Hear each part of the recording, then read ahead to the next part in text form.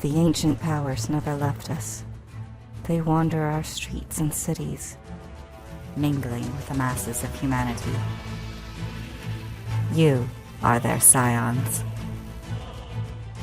Titans, ancient enemies of your parents, are stirring. In this age of turmoil, you answer the call of blood and enter the battlefield. Your lineage has brought you here, but heroism will determine your destiny. The world is watching. Your legend is unfolding.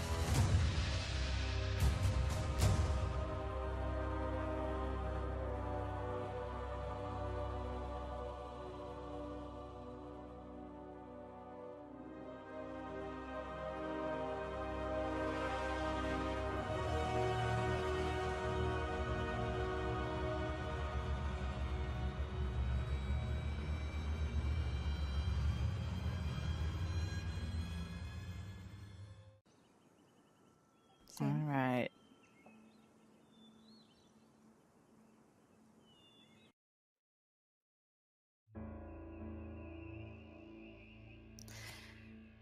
Welcome to Blades and Blasters. I'm your GM Slip, and we are so pleased to be providing an actual play of one shot of the yet-to-be-released Scion 2nd edition by Onyx Path. Thanks to Onyx Path for this sneak peek at the new setting, and we hope to do it justice. We have playing with us today Matihi as Rajmi, Scion of Agni of the Vedic Pantheon, Ghost as Eric, Scion of Thor, Groot is playing Emmanuel, Scions of Shu-Tekshutli of the Teotl, and Hassan, the Scion of Loki. Also a quick shout out to the writers of Wolfsheim, Rick Connolly and Drew Backer. This was made for 1E, and I've done my best to convert for 2nd edition. Naturally, I've put my own spin and flavor on this module and condensed it for our limited playtime. The original adventure can be found on DriveThruRPG. I invite any and all listeners to comment on your YouTube channel about the setting, mechanics, module, plot, or players. We love feedback, and we will definitely respond. So here's a quick intro for those brand new to the setting. In this world, the old gods never left. They slept, their influence weakened by the growth of new gods and the worship of technology and entertainment. But the Titans are stirring, and as their spawn begun to wreak havoc on our world, the people turned again to the old ways. The children of the old gods, Scions, have walked among us, all unknowing, but they have been called upon by the divine parents to combat the encroaching threat to humanity. Old grudges and misgivings are thrust aside, and the pantheons instruct their progenies to work together, combining their strengths and shoring up one another's weaknesses. Each player is a scion of a different deity. Through their heroic efforts, they have begun to amass celebrity and renown. Their legends are spreading, and the focus of so much attention fuels their powers. So, let's catch up with our PCs at this moment. Just a second.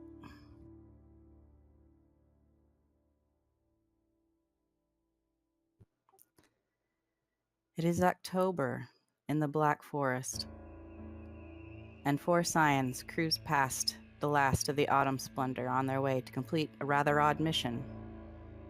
Hassan has a guide, Halbjorn, a smaller than average frost giant that has saved his hide on more than a few occasions.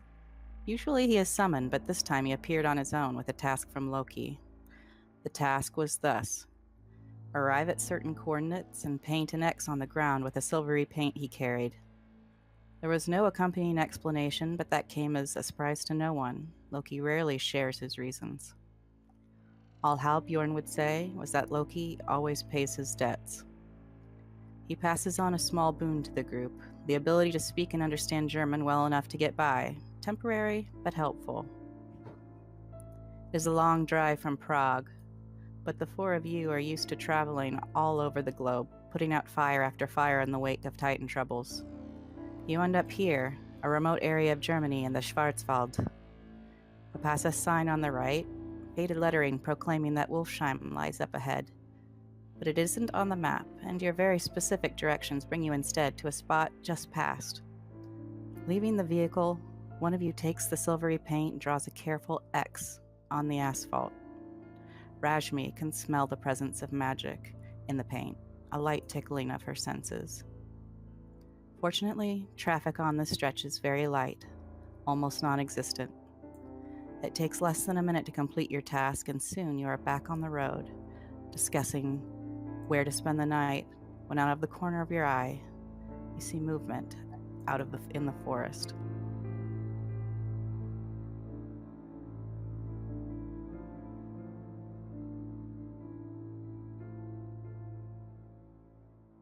And Rashmi,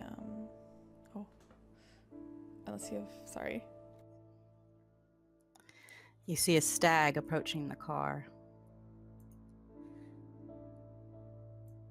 What a beautiful animal.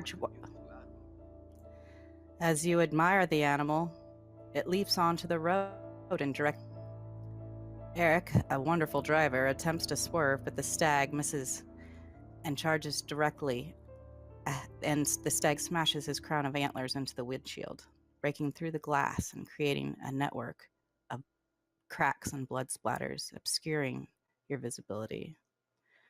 There is an audible thump as the vehicle screeches to a halt.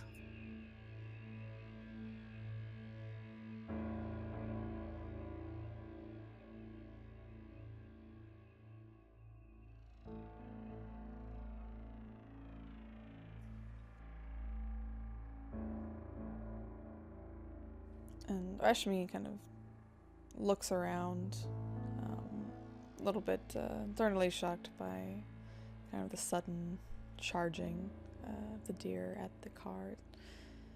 She kind of looks around to the others. Is everyone else alright? Hassan's gonna look around, feel himself. Yes, I'm alright. But is the stag all right? Is the stag okay? Is he hurt? Can anyone see?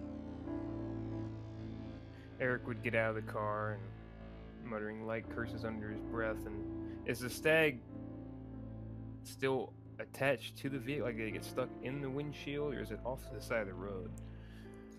As you exit the car, you can see the stag's body slumped on the ground, motionless, but his golden antlers remain planted in the windshield. Just up ahead of the stag, you see another faded sign for Wolfsheim and an arrow pointing to the turnoff on the left. Eric will look at the windshield, look at the stag, shake his head and go check the stag. Is it quite dead? Can't tell. Leaning down, you try to feel for a heartbeat. It's not your specialty, but the stag remains motionless. Is it alive? The beast is dead. Well, let us move it from the road then. It is too beautiful to be left here. Yes, and Hassan will get out. I've got it. Eric would Be gentle, Eric. Of course. Pick it up slowly and bring it off to the side. Set it down gently off to the side of the road. It's a beautiful creature. It's pretty unusual to see a white stag, and this one looks as white as you can imagine one being. Hassan will walk over to look at it. He'll kneel down, kind of give it a look, and feel it.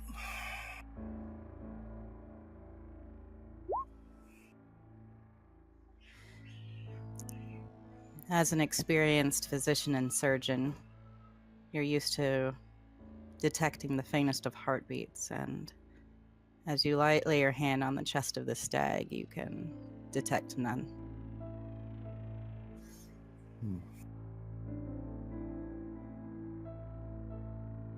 Yeah, it is beautiful. And Rashmi gets out of the car as well, examining the horns kind of in the front of the car, looking back over to the dead deer itself.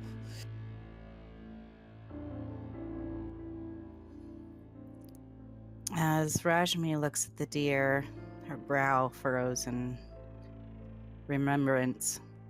She's kind of the group's expert on the occult, and she, although from the Vedic tradition, knows that among the Tuatha De Danann, the white stag is a holy symbol, much like the unicorn. Sometimes they're guides, but they're always treated with special reverence.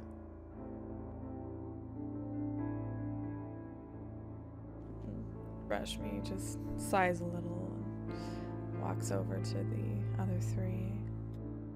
It seems that we have killed a very revered beast, though it is interesting that it chose to run in front of us.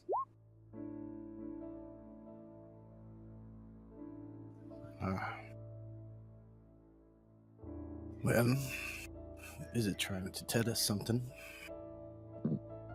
That or the X that we painted on the ground was supposed to lure it out. It is my experience that these creatures, they don't attack places I am unless there is a superior force compelling them to do so. Yes, well, our act of unfortunately ending the creatures, well, very frowned upon, I would think. Though it might have been accident. I think that paint had something to do with it.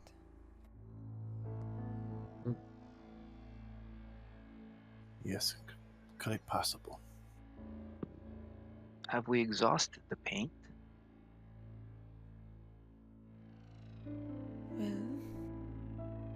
Well, Rashmi would probably go back to the car and grab the paint canister, seeing if there's anything left inside.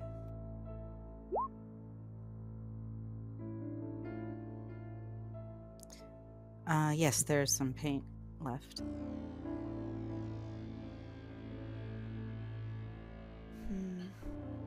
There is some left, and she'll kind of walk back to the others as well.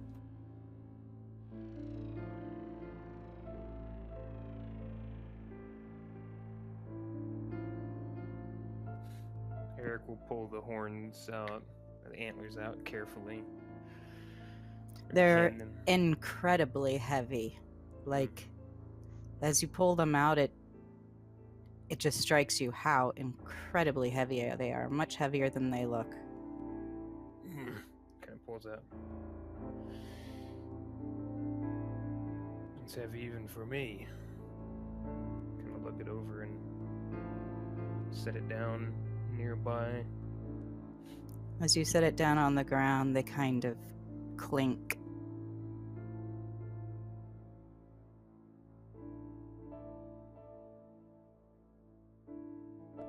I'll fix this and then we should be able to get back on the road quickly, unless you think we should do something to pay homage for this accident. And kind of looks at Rashmi.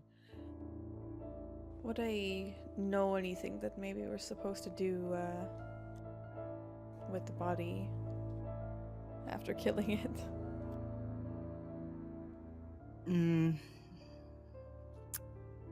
Leaving it in the road would probably be disrespectful. Other than that, if you've offended some local spirits or gods, it's hard to know what you could do to appease them.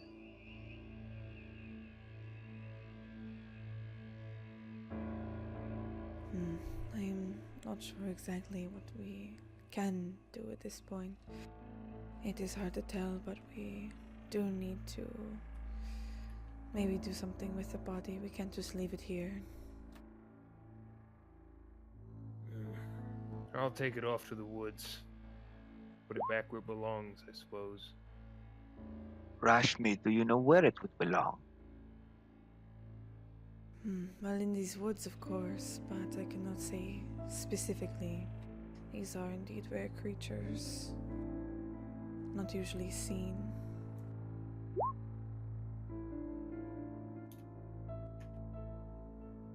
So I cannot say exactly where we should put it, but I think in the forest.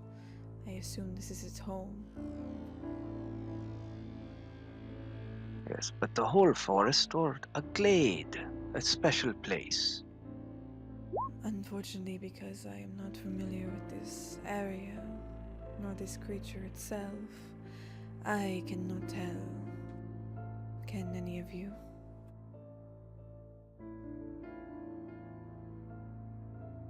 Eric just shakes his head. No. If the spirits want it to go someplace, maybe they'll speak with us about it. Otherwise, I think we put it off to the side.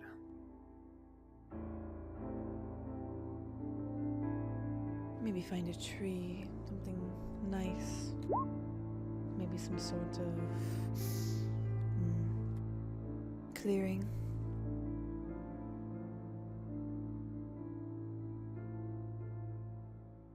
Maybe we should assess the car as well. I do not know exactly how fit to drive it will be at this point as well. Car's not going to be a problem. Don't worry about it. Oh, And I'll go ahead and do my reclaim. I guess it's reclaim from ruin in this case. Is that how it would work, or? That's right, reclaim from ruin. So I just reclaim from ruin, just fixing up the damage and make it drivable again safely. Why don't you describe how that looks? It's obviously you don't have all the tools or ability to fix things, but it's a magical thing. What does that look like? So Eric would kind of look at the windshield, hold forth his hands, and just start to shift the hands about. Perhaps there's a light glow or something of that nature in the eyes or on the fingertips, and begins to shift the parts back around for the windshield, pulling them from the inside and outside the vehicle, repairing the cracks, and does this until the windshield looks as though it never happened. Of course, the blood a bit more difficult to deal with, but no cracks, no spider cracks, nothing. It is as if there was never an accident. Hassan, being by the deer,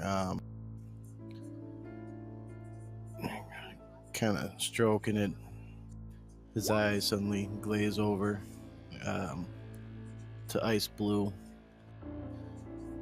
cloudy looking, and like a pulse kind of leaves his hand. To this, what you have to say to my friend. And that'd be the unquiet dead. As you do that, a light, that blue light, suffuses the corpse of the deer, and like a spiritual double sort of raises its head and stands up. On its head is a glorious crown of antlers, although the corpse on the ground is lacking them. They glow with a white fire, and he turns and looks at you all. He seems to be looking at you intensely and then gesturing his head over toward the other side of the road, toward the Wolfsheim sign, but you can't understand what he's saying if he's trying to communicate. But Rajmi, you do get a sense in your mind as you focus your energy on your eyes of knowledge.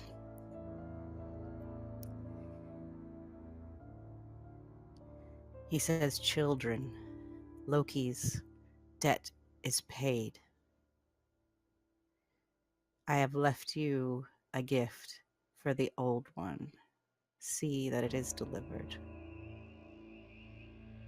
And with that, the spirit of the stag leaps into the forest.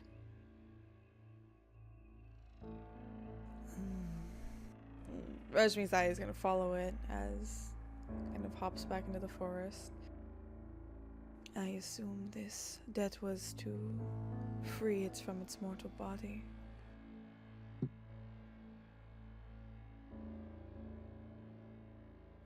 What about the debt? The painting that we did on the ground. Apparently, Loki pays his debts. This was one of them. Oh, Did it say anything else? It says that it left us some sort of gift. ha! Gift, you say? You mean these antlers, probably? It's either that or it was gesturing over to the sign over there. She points over to where it was gesturing. The gift is for the old one. So, you think it's the sign? Could be the horns, could be something in Wolfsheim. It is a very nice rack. Yes, one could appreciate that. And that's how I'll look at Eric. Do you think you could put this wreck in the car? Yeah, it should fit in the very back. Oh, let's go to deadlift it up and clicking the button to open the back catch. As you put it in the back and your hands run over the antlers again, you're surprised by how smooth they feel. They don't feel organic. That smooth feeling, along with the heavy weight, makes you think that they're almost metallic. It's possible that they are actually made of gold. I'll look them over and put them in the back, close the trunk, and well, Rashmi, did you hear anything else the spirit wanted? Does it care about the mortal corpse anymore? It did not say, but we should still attempt to move it from the side of the road. Though I do think we should go to this Wolfsheim. And you said the place wasn't on any of our maps, right? There's just signs for it. Yeah, there's just signs for it, but it's not on your Google Maps or no paper map. We might be having to bring these horns there. Or whatever is in Wolfsheim is the gift for the old one that we must acquire. It was not fully clear with what it wanted.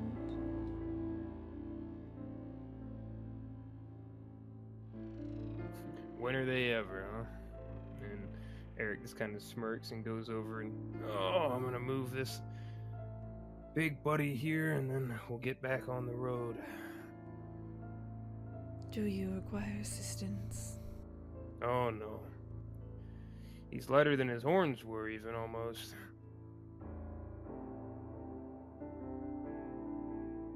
Once that Rashmi kind of gets back into the passenger seat of the car.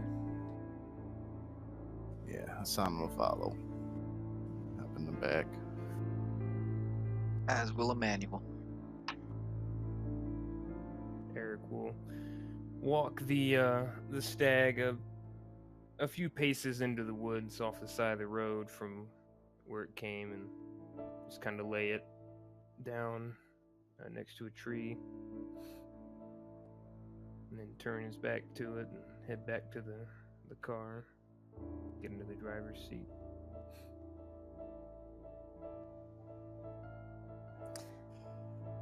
Your vehicle starts to Eric.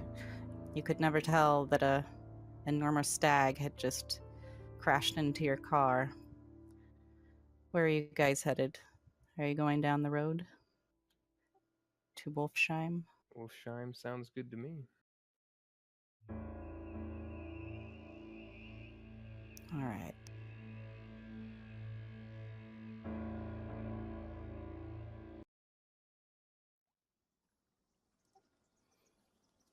You pass through a stretch of thickly wooded forest on a single lane asphalt road, and it leads you to the nearby river. You can see up ahead that there's an old stone bridge that spans it, leading to a sizable town, remarkably large for a town that isn't on any maps.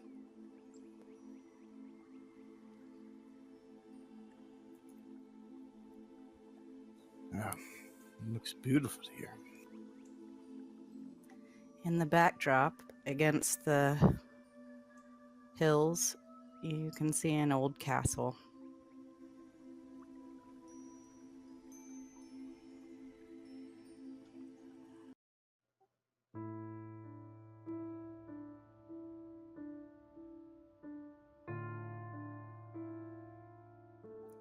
The stone bridge leads you to an arched gateway leading into the town.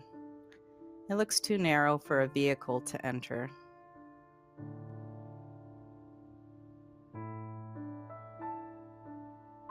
Rashmi looks over to the rest. Well, it looks like we are going on foot from here. Sal will pat Eric's shoulder. I don't envy you right now, friend.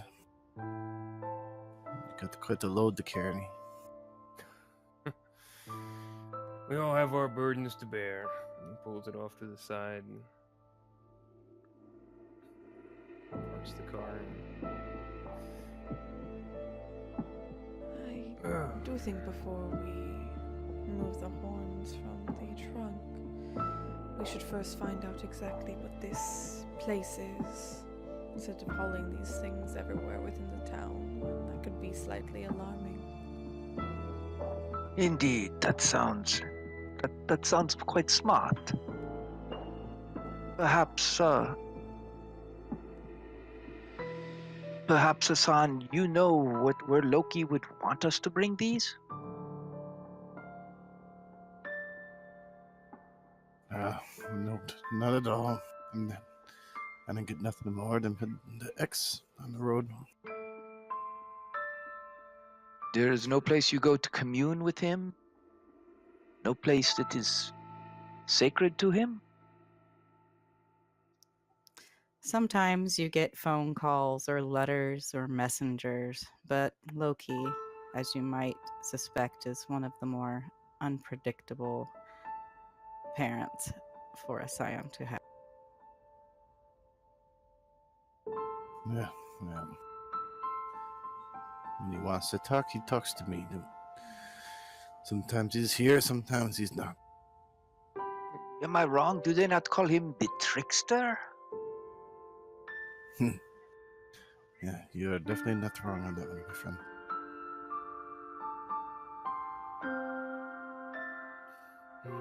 Well, I like Rashmi's idea of not dragging horns around everywhere. Better for my back that way. Maybe we should split up a bit. I don't want to leave all our things here in the car. Leaving the horns in the car completely alone seems like a bad idea. Maybe one or two of us can go in, check the place out, see if we can figure out where to take these things. Sounds like an excellent idea. Fair enough. If any of you look on your character sheets, some of you have something called a guide. A guide is kind of a summonable entity with varying degrees of usefulness. But if you wanted to, one of you could possibly set one of your guides to guard over the car.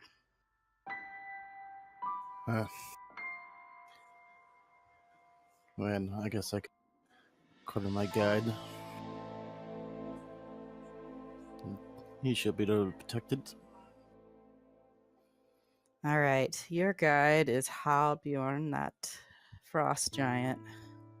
So how do you summon him? So, Scion kind of closes his eyes for a minute, suddenly opens them, and the same glazes over him, and looks up towards the sky, and you see just energy and circulating Husan. And then he'll stop, blink a few times.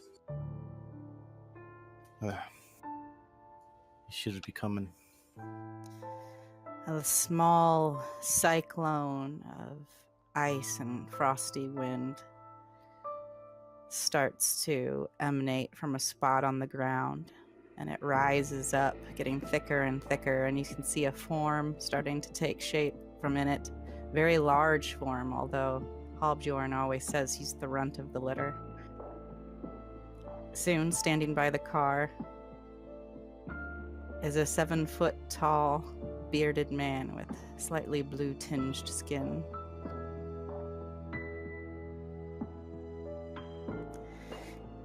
He's wearing a white suit, not furs or Viking helm. Most of the guides know how to blend in at least a little.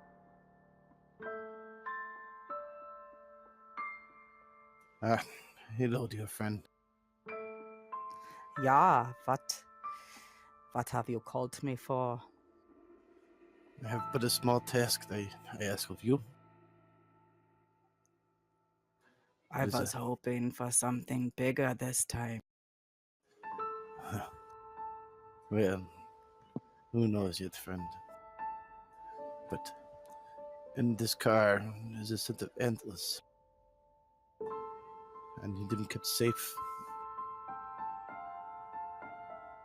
He sniffs the air and he says, they smell rich. Rich indeed. I will guard over them until you return. Thank you, dear friend.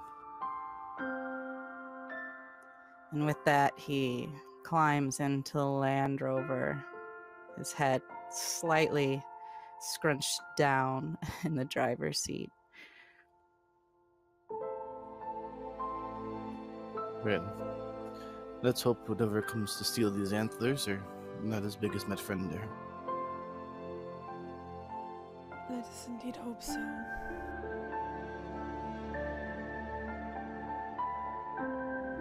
Vashmi kind of looks to the others walking towards the entrance to this secretive town. Well, we might as well get going.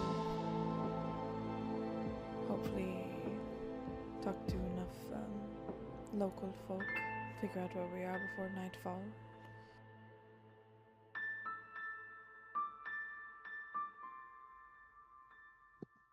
Let us go then.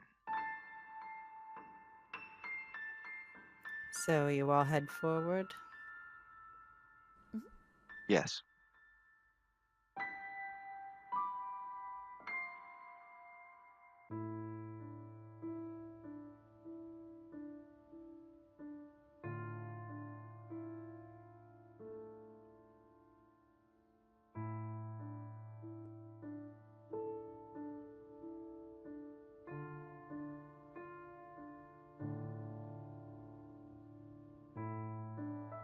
You can all see this scene, right? Yep. No, I cannot. Scroll down. Okay. Yeah. Probably just shift ping. But move stuff. Thank you.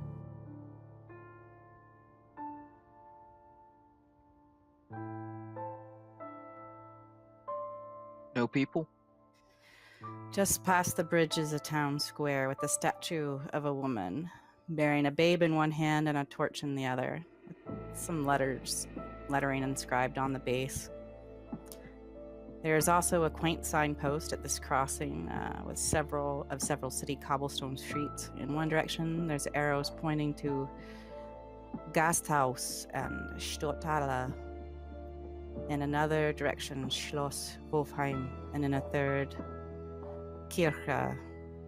The ability to understand and speak German applies to speech, although I think Hassan has an ability that lets him understand languages more fluently. You do see one or two older looking vehicles, but only a couple, and you see some foot traffic. A person or two looks your way, and they do seem to notice you, but no one stops you or speaks to you outright. What is the inscription on the statue?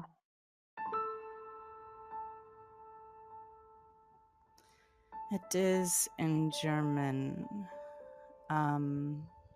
Hassan, I think you have an ability that lets you read. Let's see. Yeah, traveler. Yeah, so we just spend momentum to activate that knack, the experienced traveler.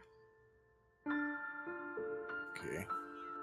So up at the top of every screen, I've got threat and momentum, and I'll just kind of keep track of that as we go. We had gained momentum from the previous scene. We're spending one here, so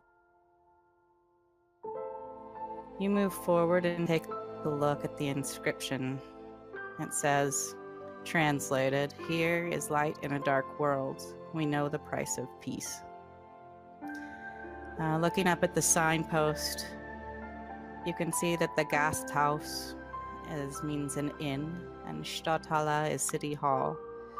In another direction is Castle Wolfsheim, and the third place it's pointing to is a church.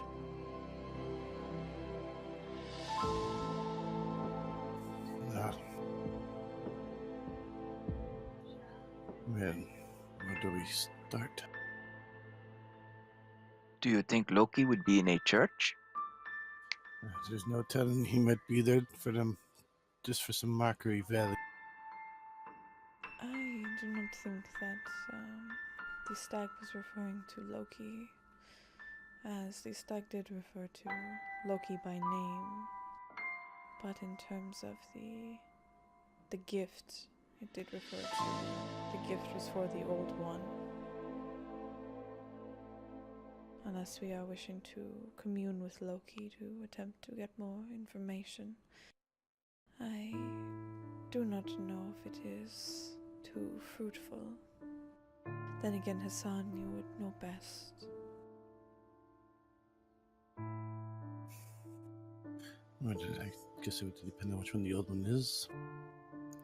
Yes, Loki goes by many names, but he is not the oldest of the gods in that pantheon, so it's unlikely that it's referring to.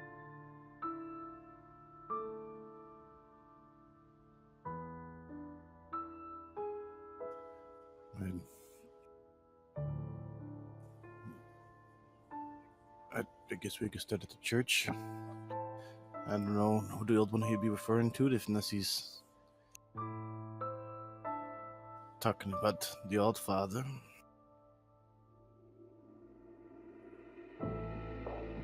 I think the church is a great idea to start at.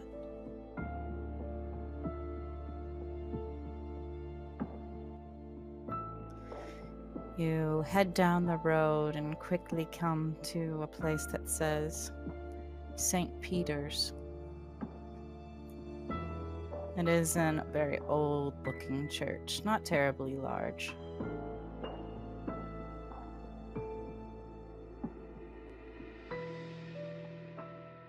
Several people are gathered outside.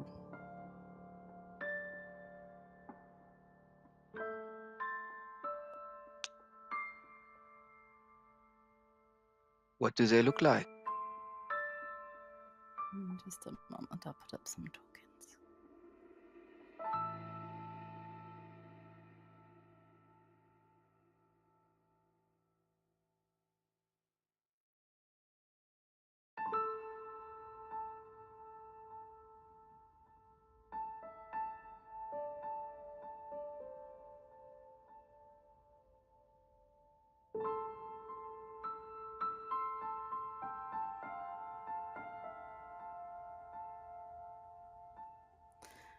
They look like normal people, slightly careworn. They all have expressions of kind of intense concern, or whatever they're talking about appears to be something serious in nature. They're huddled together, and one of them is gesturing dramatically at the others. One is shaking his head, and the other is just covering her face in her hands for a moment and then trying to calm the other two down.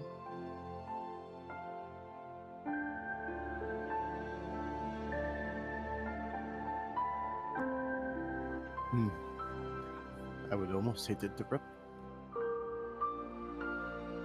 Yes, but we should at least attempt to gauge what they are talking about. It could be, and most likely will be related. At least I'm hoping.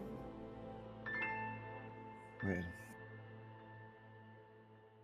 You kind of look at Manuel and Eric. Should we go to see what the problem is? Yes, and if we want to listen first, perhaps you are the best equipped. And Scion will kind of start moseying towards the group of other people and looking at other things, trying to like to eavesdrop a little bit. All right, let's go ahead and roll. Let's see. Subterfuge and finesse, cunning, I think. So cunning and subterfuge. So what we're gonna do for that is that's a total for you of 1, 2, 3, 4, 5, 6. 6 dice. So go to standard roll, click that. And that'll be 6 dice with no enhancements or anything. What's the target number? 8.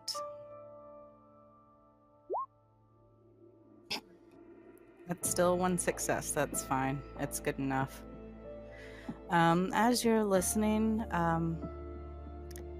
you catch a fragment of conversation that is, one person is saying, "We cannot risk it. It is not safe.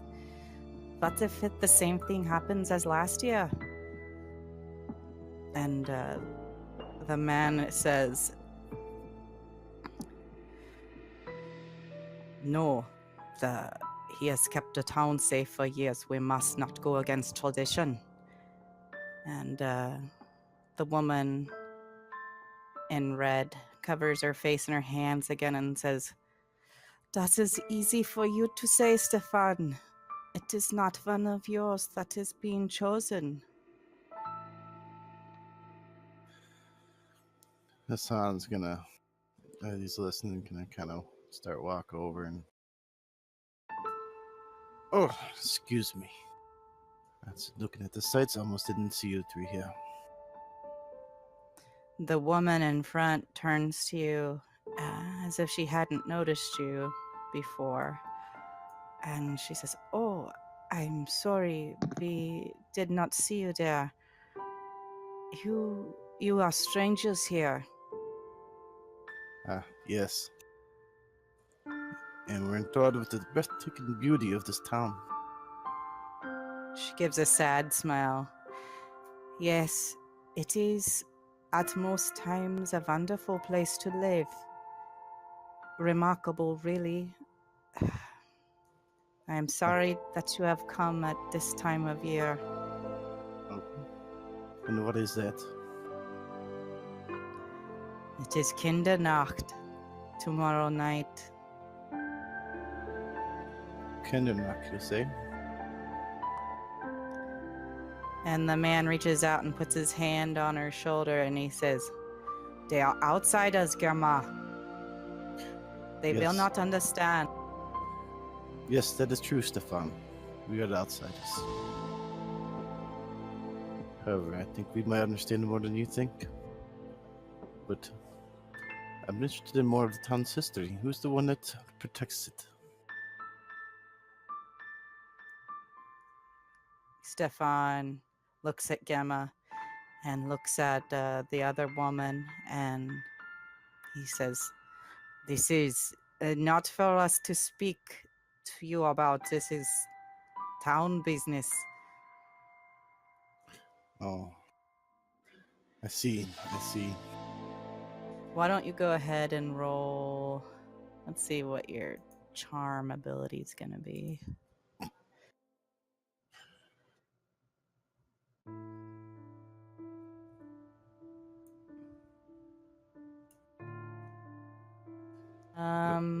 That's probably a manipulation plus, let's say, empathy, I think, because you've got a bedside manner. So I'm actually going to give you a bonus dice on that too. So that's going to be 4 plus the 3.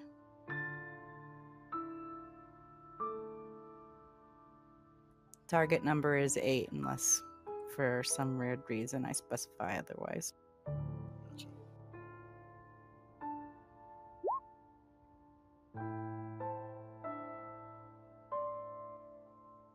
All right. As you smile at the man with that little bit of divine charm that you have, their expression seems to soften. He says, it really is not for me to say, but perhaps you are here for a reason. And he bites his lip. Go speak to the mayor. If anyone can tell you, it will be her. Sounds like an excellent idea, my friend. Where do we find this mayor? He points in the direction of the Stadthalle, the city hall. She should still be there. She rarely leaves this time of year. Kind of look at all three of them. But thank you. Rest assured, whatever it is that's troubling you shouldn't have to be that great, I don't think. The one woman who seems quite fragile just looks at you and then turns away, and you can tell she's crying. Sans is kind of nod and take a couple steps back and walk towards the group. Man, they are a tight-knit bunch. However, they said the mayor would be willing to talk to us and something about some type of festival or something. What did they call it? They said Kindernacht, which translates to Children's Night. Yeah. And the price of peace. The price of peace. Ah, my heart goes out to these people. I do not think this is a good thing. Yeah. We are all asked for a lot, and apparently this town pays a price, but... You see, the woman, she is in great pain. I feel for her. This is not a good thing. Let us go speak to the mayor. See if there is anything we can do. Well, hopefully if if this title of this event is as it is. I have feelings on what it might be about, but maybe the offering of these horns that we have will at least appease whichever one they sacrifice to. But yes, let us go see the mayor.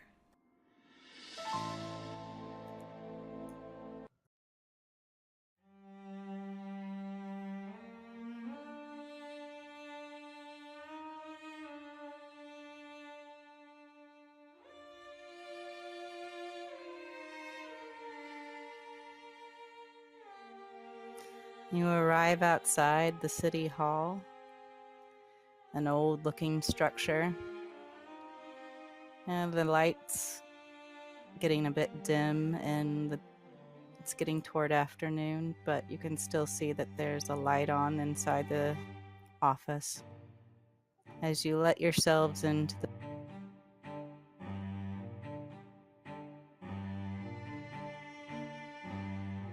you can see an office marked Mayor.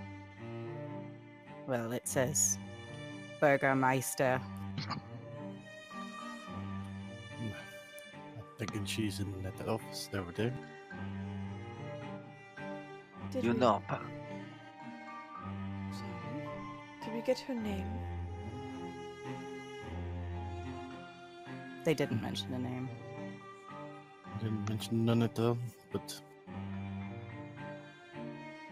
Hassan, perhaps you could introduce me to the mayor. I don't speak German well, but I can make a good impression. wonderful. And Hassan will start walking towards the Burgermeister's office area. I would like to use a momentum for bold introduction. All right, let's do that. What kind of an impression are you trying to make? Empathetic. All right, you guys can all see the mayor's office. Mm-hmm. Yes. Okay, you arrive inside an old office. There's a woman sitting at the desk with blonde hair. She seems middle-aged, attractive, but careworn. She looks up from some paperwork.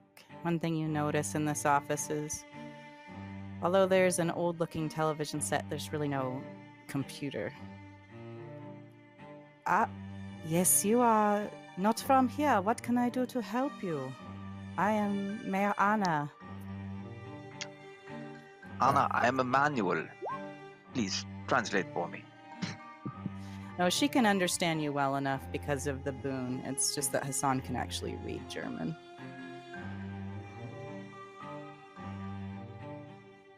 You Mayor, guys, go ahead. Mayor, we have met some of your people and they have told us of this children's night. I feel great sadness around.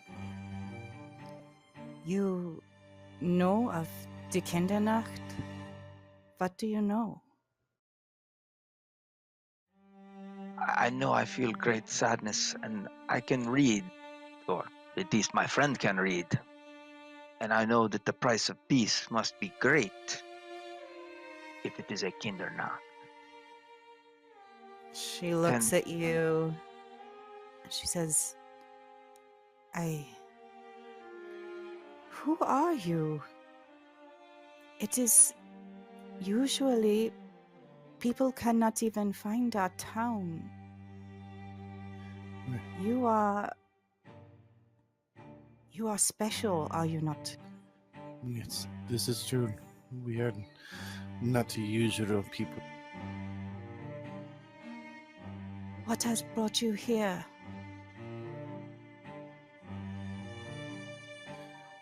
Well, we are sent here to see the old one. Her eyes widen. You are here to speak with the old one? You will intervene for us? Well, I wouldn't go that far yet. We are just, right now, trying to figure everything out. Well, yes, please sit, she says, and now she seems very, very eager to be friendly. She goes over and she shuts the door behind you all, and she sits down again. So, what is it I can do to help you? Well, first of all, you could explain who the old one is. She says, looks a little confused. I do not know. Well, he is... I do not know his name, but he is called by some the El King. He has been this town's protector since the Great War. When many of our parents and grandparents were dying in the fighting, we made a pact with the spirit in the forest that he would protect us from all the dangers of the outside world.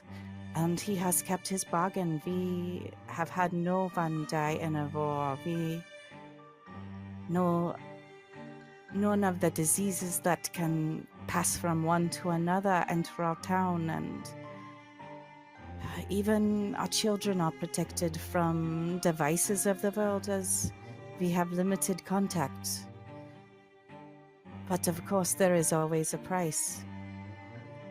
On Kindernacht, we send 6 of our children at different ages to give an offering to the El King, something they have made. And if the offering is accepted, then they come home. And that is usually the case, but sometimes the El King, I do not know if the offering is not good enough. It is hard to know the mind of the Old One, but sometimes he takes one and they disappear with him. And at this, her eyes kind of pass to something on her desk. And she seems distracted for a moment, but then she looks back up. Oh, excuse me. But we know this is the bargain we struck. But something has changed. Some say the Old One has gone mad. 3 years ago, we sent the children with the offering, and they come back, and one of them is killed in the forest. The others say they hear an animal. Sometimes there are animals. We think not much of it. It is a very sad thing. But the next year, we go again, and this time, none of the children return. We find their bodies ravaged in the forest before they even make their offering. She sighs. But this is not enough for him. The next day, 3 children, 3 babies disappear from their cribs, and there is an accident at the factory. What is wrong? What have we done to anger him? We do not know, she says. There is something very wrong here. Well, perhaps you can tell us where they send the children to do the offering so we can see them for us. Yes, it is a place in the forest, not far from here, a place that is easy for the children to find. Most times of year, it is just a shallow cave with an altar, but on Kindernacht, things are different. She says, I can show you, and she pulls out a hand-drawn map, something that was drawn long ago and has been copied many times, and you can see that there's a path leading from behind the castle into the forest, and it wends just a bit through. She says, if you follow the path, it is not too hard to find. And suddenly there's a knock at her door. She looks irritated, but she says, "What is it?" And then another woman pokes her head in. Let me find her. Crap, I accidentally exited out.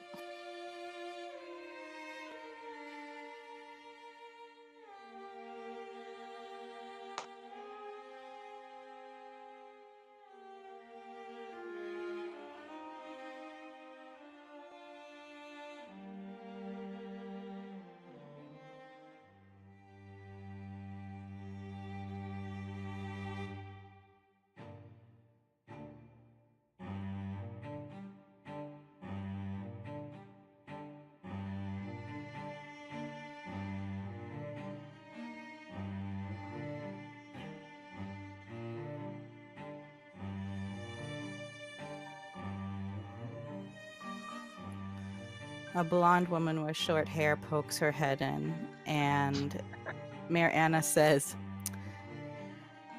"What is it, Yara? What are you doing here?" And she says, "Herr Krieger has heard that there are strangers in town, and he wishes to talk to them." She says, "Well, I will send them out in a minute. We are not done talking." And Yara says, "I will wait outside here." And she walks out.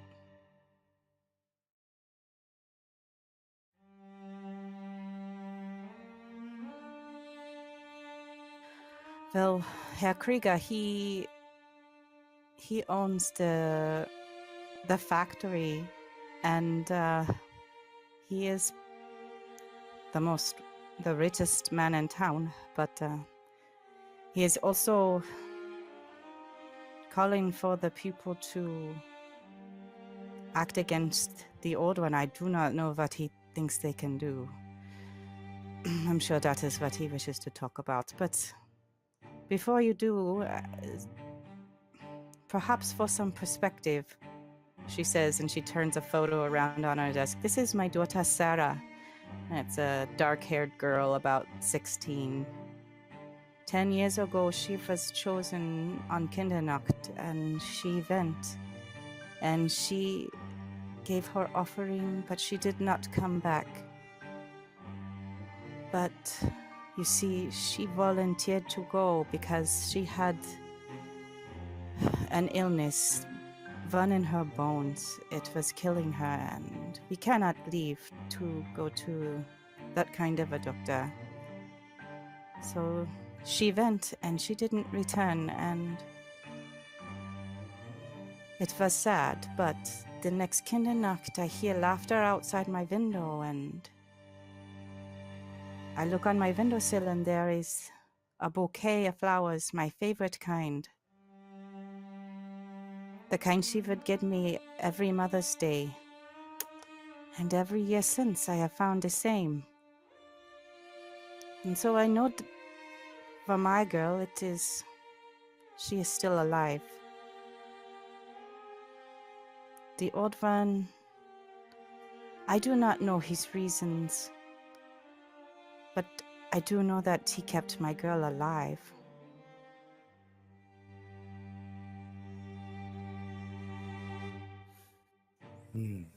Maybe that the old one's not the problem.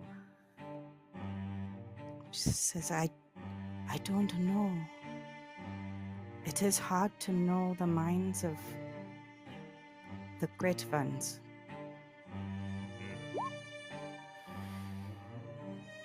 How was the deal made with the old one?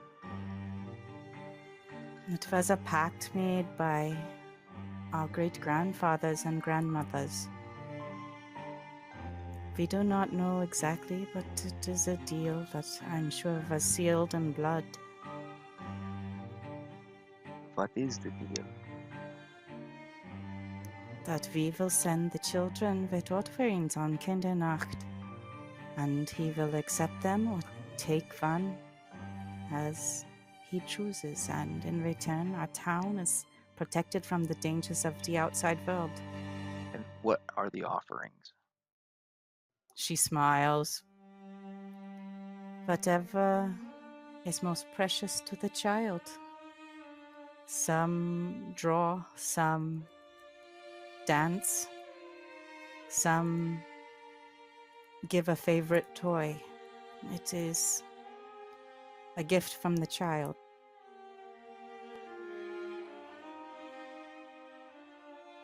Well, we might be able to assist. I do think that it is a great error for you to go against the old one. And I think, if possible, if you cannot sway these men of your town to stay their hand, maybe we could, as well as see if we can look into these issues that are happening. She says it seems there is not a right answer for us. If we send them some, they may be killed in the forest. But if we don't send them, the old one will exact his price in another way. Yes, please. Fine, do whatever you can. I succeed or fail, I appreciate your efforts.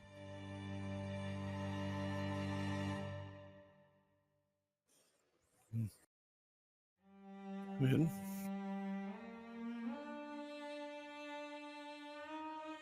perhaps we could figure out something. She looks toward the door. Well, Yara is still there, waiting for you. I suppose you should speak to her. Perhaps Helkrieger does have some knowledge that I do not.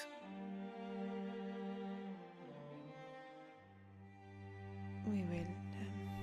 Thank you for being so open with us about your city's customs. We will attempt to help you. Thank you, she says, and her eyes are watering again. She says, I am grateful both as the mayor of this town and as a mother. I have another boy this year who is going.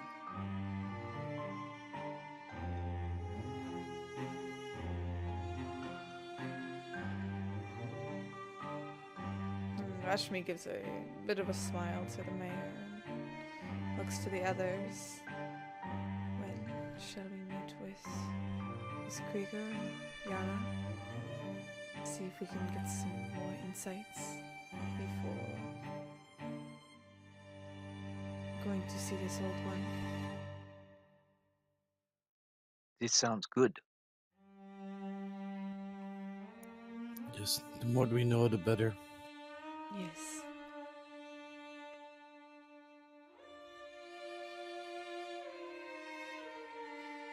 I guess with that, they move towards the door. Outside, the tall blonde woman with a rather serious expression is waiting. She says, "Good. I will take you to the castle." And she just takes off without looking off behind her.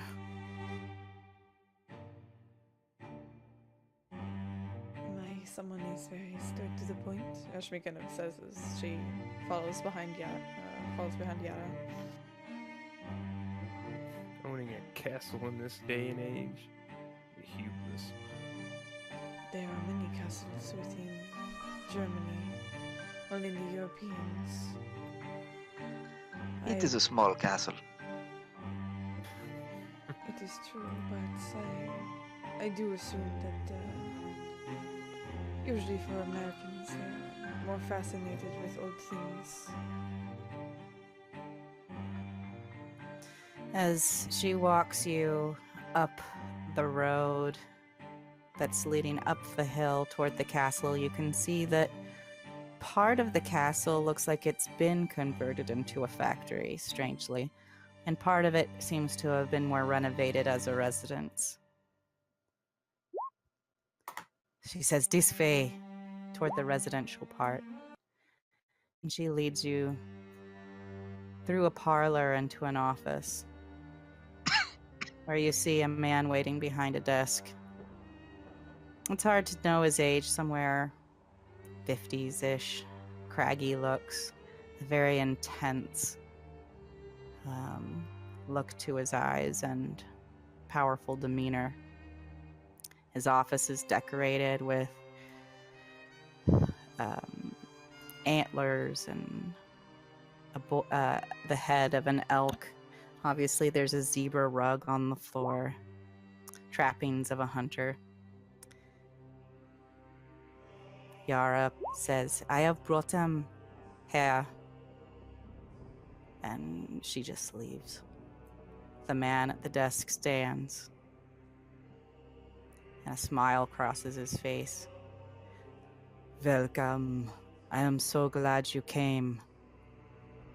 As soon as you entered the gates, I could sense that you were the answers to our prayers." And what prayers are those? He looks at each of you. We are a bit backward here, a bit cut off, but I know the faces of the children of the old ones, of the old gods, and you are them. And you can help us to free ourselves from the mad old one who is terrorizing our town. He says, "I will not ask you to do anything, but I will present you with these gifts." And he goes to a cabinet behind his desk and he starts opening it and he pulls out some strange items. One looks like some sort of a glove with metal claws, dark black metal claws on the ends. He pulls out a couple of canisters with fuses on them. And he pulls out a knife made entirely of iron, it looks like. He says, "These are for you. Use them as you like. If you go to the old one and you offer him a gift, he cannot refuse you hospitality. But the gift you choose is up to you."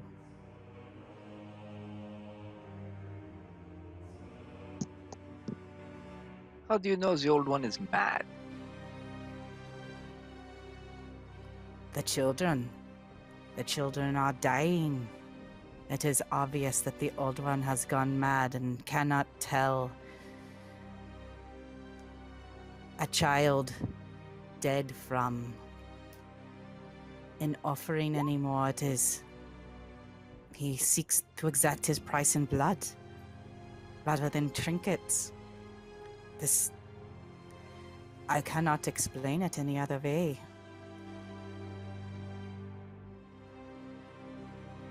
So the town has done nothing to offend? Not broken its bargain in any way?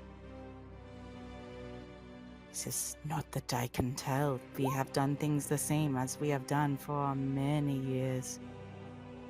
Yes, you can use blockade of reason. Yes. So let's read the description of that, or at least give me a brief summary. So the description of blockade of reason is: you readily deflate the arguments of hucksters and con men with a sharp application of reason or blunt denial, usually calling out the person for what they're trying to do. Targets of lower tier cannot trick, coerce, swindle, or con you, and any supernatural attempts to do so trigger a clash of wills. All right, so you trigger blockade of reason. And with that, kind of Rashmi holds up a hand to the man, just to kind of try and silence him. "I do see what you are trying to do here, and judging by your fanciful library here full of antlers and other relics of deceased animals. It is obvious as to why the Old One is angry with your town. It seems that you are taking liberties, most likely either around this area or to ship in some types of pelts or hunt types of animals, maybe on what he considers his land. Therefore, that is the reason why he is angry with you, and therefore taking it out on the town. Yet here you are, offering us weaponry to try and destroy the Old One, and blaming him for your problems, when it is really you who've caused them. Am I correct? I have hunted this zebra myself into Africa. I do not hunt on this land, he says. But he seems a little, let's see. I thought you could not leave this land to go to Africa. Rajmi, can you roll? Let me Yes. see. This is gonna be.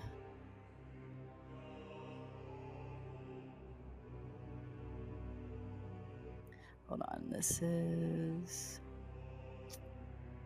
your intellect and let's say you're talking about occult things, so we'll say intellect and occult, so you get 8 dice. Oh, good. You just seen how 8 dice worked out a minute ago. Yep.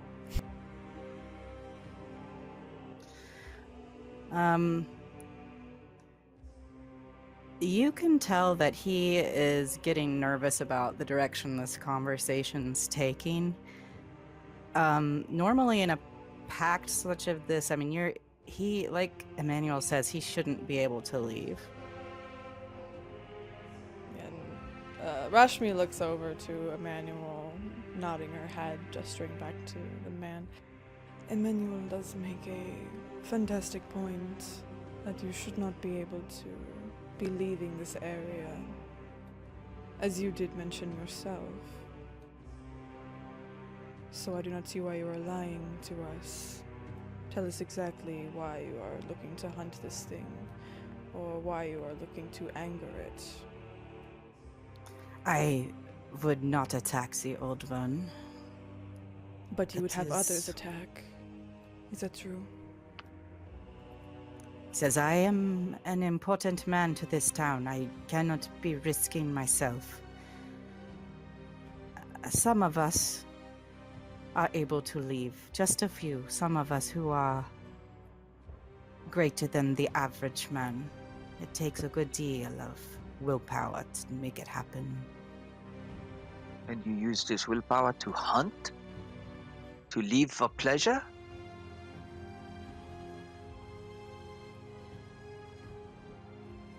He says, I do as I will.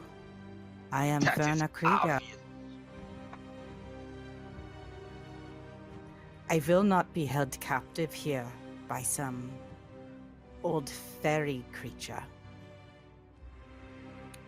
Eric is gonna, getting upset at the course this is taking. Eric will slam his fist down hard on the desk, not really caring if he breaks a leg or not.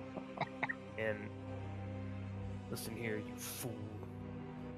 You're playing with forces you should not be messing with. You're costing the town, costing people's lives, children's lives. We're gonna try to right your problems, things you're clearly causing. Don't get in our way. You have more to worry about than just the fairy god. The Old One won't be the only problem you have. He looks at you coldly, and he narrows his eyes, and he looks like he's about to respond, some angry retort. But he swallows, and he sits down, steeples his fingers. Very well, have it your way. But when there is blood, it will be on you. I disagree, as I think you are the one who has caused this, so all the blood of those children who have died, those infants who have gone missing, that is on you. And I would suggest very soon you use that special willpower you have to leave this place and leave it forever. Take your vanity trinkets with you. Kind of kicks the zebra rug. I think you are all being very, very rash. For what better gift to the Old One than this offensive man? He raises an eyebrow. Are you threatening me? No, I'm suggesting a solution. If you think to make an offering of me to the Old One, well, the town will have a thing or two to say about that. I do not think that a man is what the Old One needs. I think we know what the Old One needs. But this one, no. I think he should flee with his tail between his legs. As we shall tell the town, at least, on our assessments, considering the state of this room and what he has implied us to do.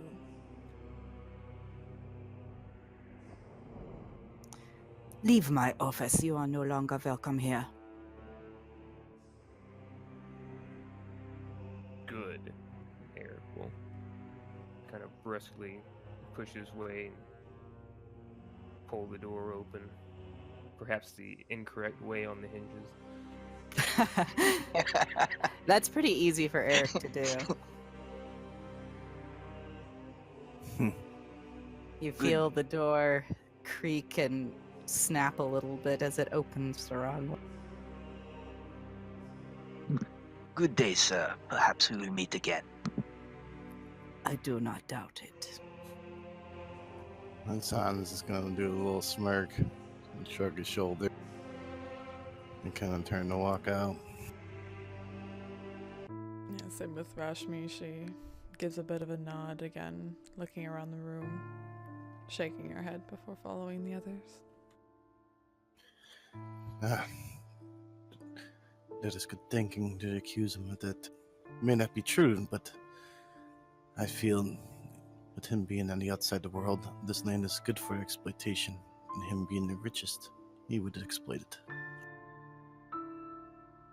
Yes, I think- correcting these. Oh, go ahead. I think we should get the paint and paint an X right in the middle of his office. Well,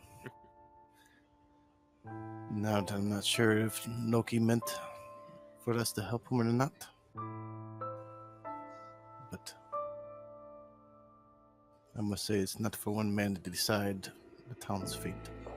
No, but I do think that we should bring those horns up to that location the mayor gave us.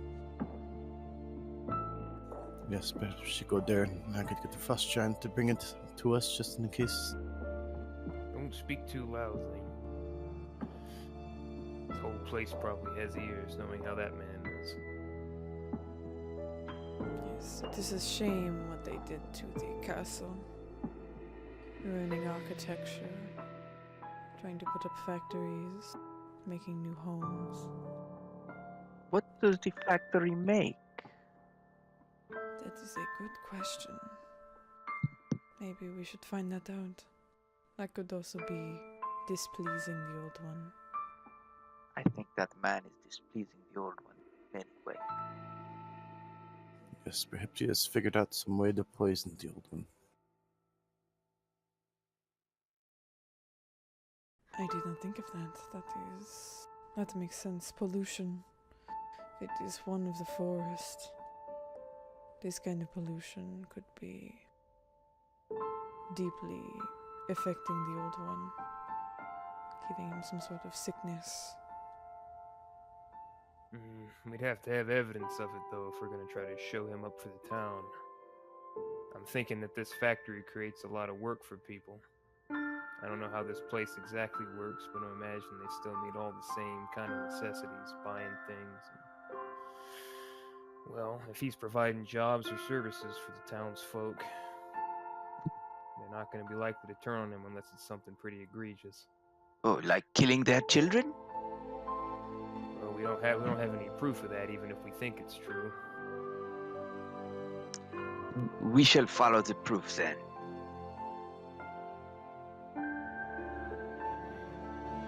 Should. So should we go look at the factory? We should maybe inquire first. I am able to get into certain areas being unobtrusive, if need be.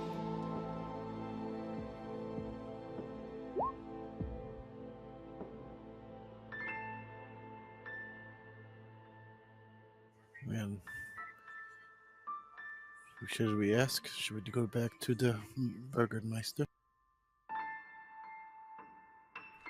How late is it in the day at this point? It's probably about 5 o'clock and it's starting to get on to evening. But whatever it is, we'd better do it fast. Yes. Let us hurry back to the mayor, if she can tell us more about it. If not, I will see if I can get into the factory to look around.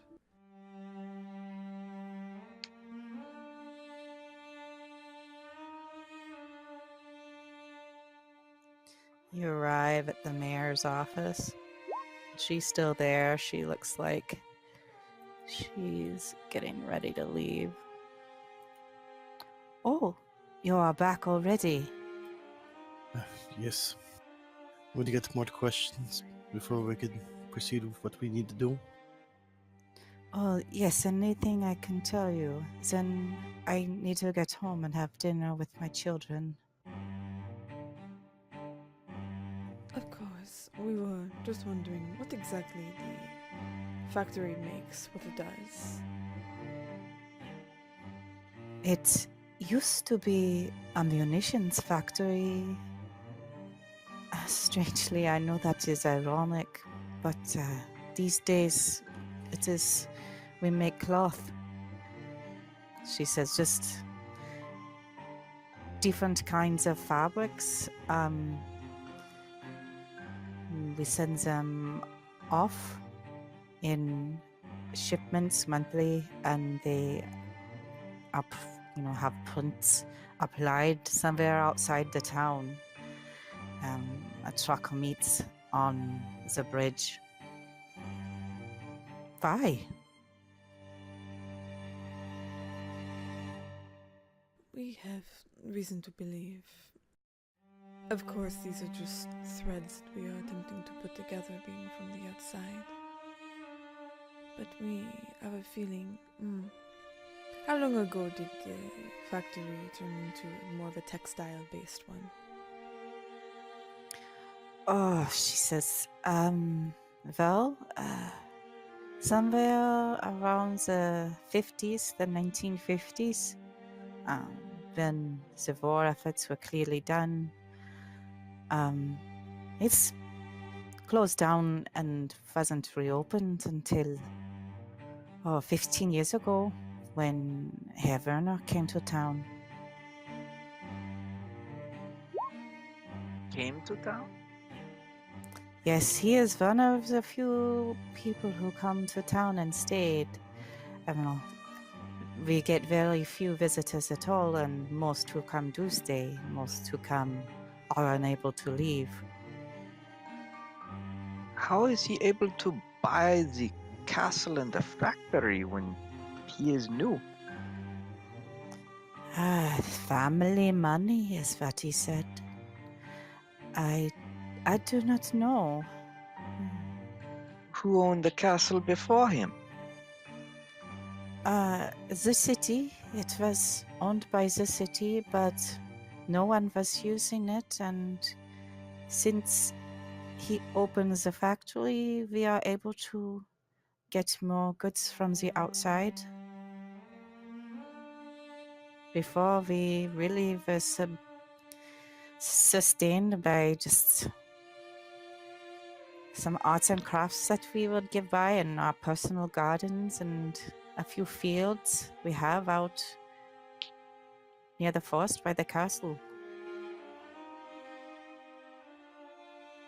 Unfortunately, though this may seem fairly awful, especially since this man is fairly influential, he is the one who seems to be leading the charge against breaking from the Old One. Though it is shown when he is displeased that he does enact revenge in other ways. Based on a short conversation that we had, we do have reason to believe that he might have assisted in being the cause of the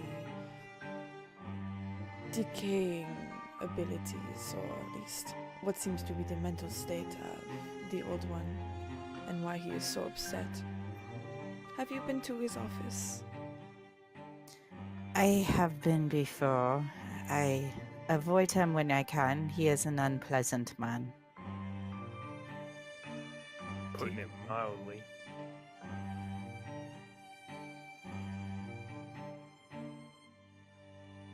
I do not know what he could be doing to influence the Old One in such a way, but if that is so, he must be stopped. But I have to tell you that the town, a good third of the people, maybe more, are employed by him. And how many have children? She winces. It is a good point. I would gladly go back to farming potatoes in my own garden if it meant going back to the safety we had before, but we must have some sort of proof to convince the others.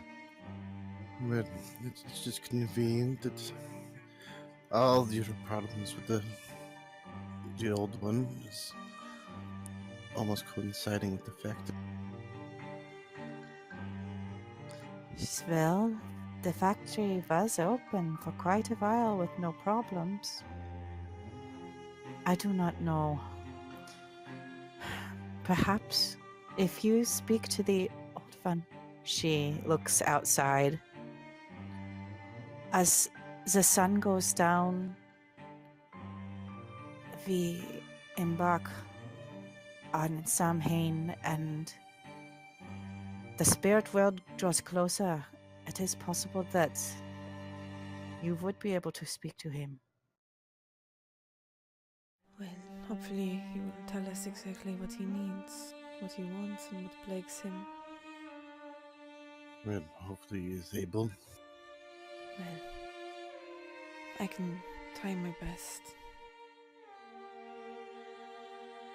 But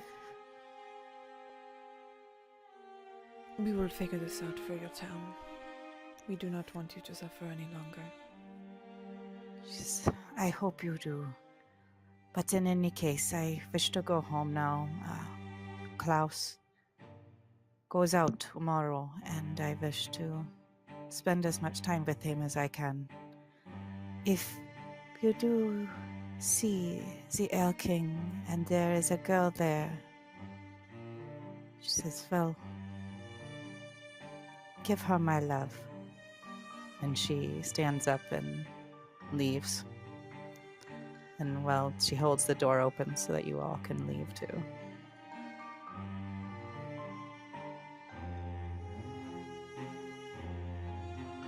And Rashmi heads out and gives a bit of a pat to the mayor's shoulder and gives her a smile. We will send your love to her if we see her.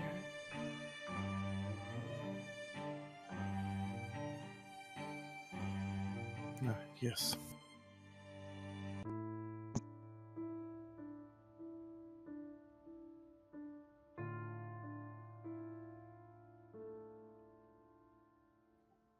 So you're back outside. Most people aren't on the street anymore. Are you gonna try to go into the forest? I am up for this. I agree. If we take those horns, as the awful gentleman said, he cannot refuse us if we bring some sort of gift. Therefore, we can commune with him. And perhaps we should leave that rifle. Sorry, can you repeat that? Perhaps we should make sure your rifle does not come with us if such things offend the Elk King. I would be happy to leave it behind.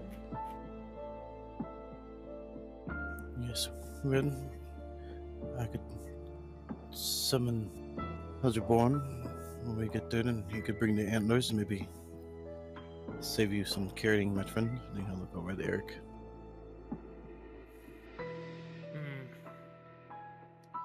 Yeah, I wouldn't mind it. But I have to go back to the car anyway to put this thing away. He pats the revolver on his side. If the Elk King doesn't like rifles, I imagine he's not a fan of handguns either. Unless he's partial. Go ahead. Yes, this may be true, but maybe it won't offend them. Never really need much more of my own two fists most of the time anyway, but we're not looking for trouble. Should be fine. Yes, I can, in case, I can leave my guide with the car this time. Watch over our weaponry. I usually do not like leaving mine behind.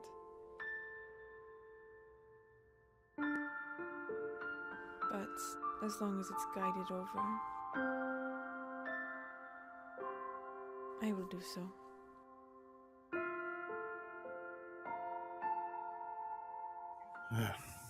Or then it's settled. To the car. So you all do the short walk from the city square back to the car where Halbjorn is waiting, a fedora pulled down over his face as he snoozes in the evening twilight. But as you approach, you hear him say from underneath the hat, "Yeah, you are back? So, how goes it?" Well, maybe that little task might turn into a big task after all.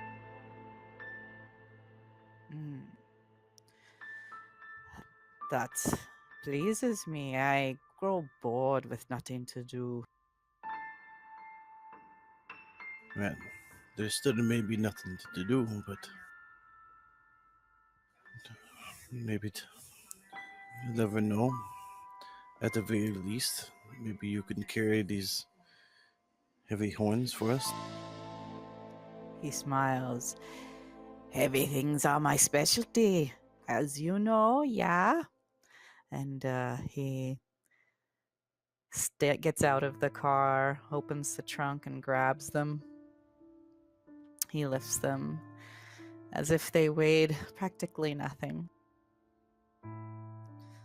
Where are we taking these? Well, we're gonna see. Is Elk King? I think is the way they said it, or the old one. Either way. He says. He nods. The Elk King. I have heard of this one. Oh, perhaps you could enlighten us, my dear friend. He shrugs. He says, I have not met him, but he is one of the Shea Lords. He is a man who keeps his word.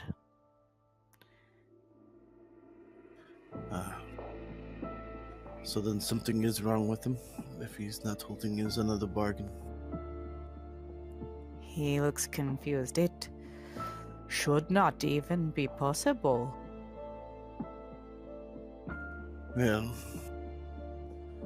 it shouldn't, but something's going on that is causing some mischief, I would say. He says, well,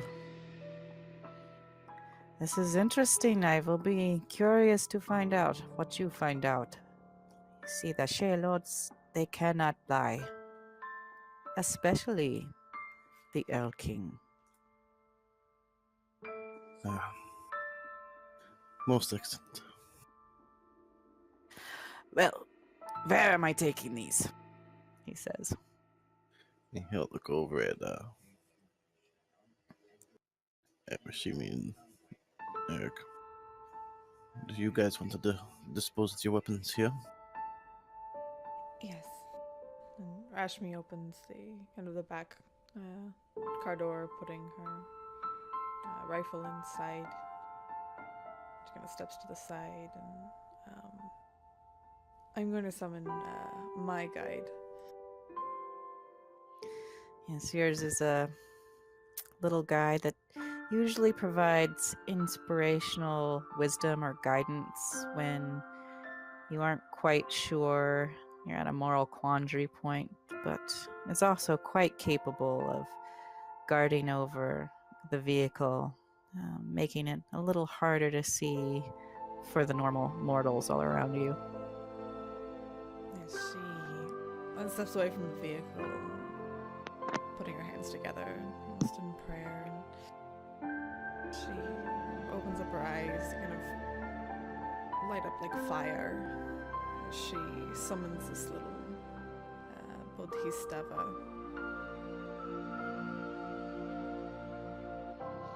And a little person that seems to be almost made of fire but doesn't emanate heat circles over the car, lands on top of it, legs crossed in a meditational pose, and bows to you.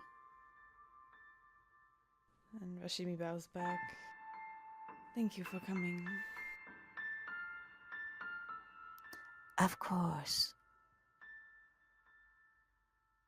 I do have but a simple task, if it is all right. It is nothing very exciting, no quandaries. It is just making sure our weaponry is safe, as we do not wish to anger the gods in the woods. Very wise, perhaps. One of these days you will be guiding me. And it smiles slightly and nods. I will be happy to watch over this vehicle. Thank you very much, as always. You're always very kind, very wise, and again, I appreciate everything you do. Thank you. It is a pleasure to serve. And as Eric places Giant's Bane, the enormous pistol, in the driver's side door compartment,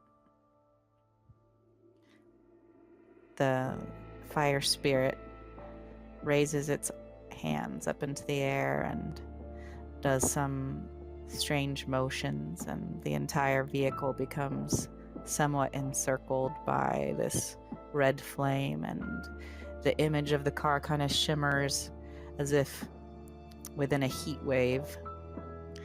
And then you can still see it, but it seems blurred, and it's like you have to focus your eyes.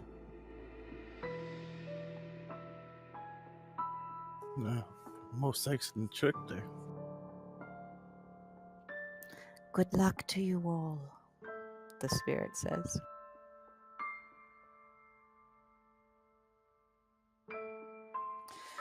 And then Halbjorn says, are we ready to go?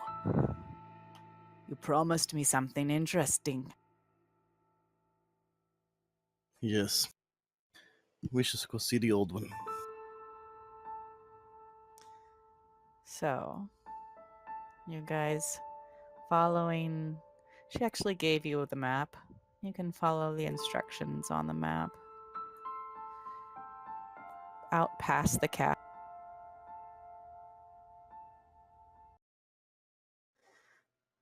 and into the forest.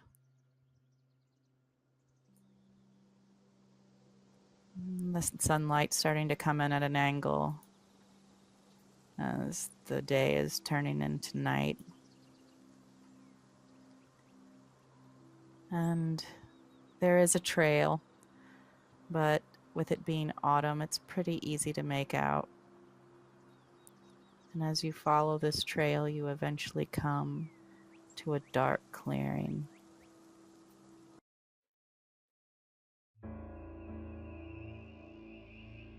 Something about this clearing just raises the hackles on all of you.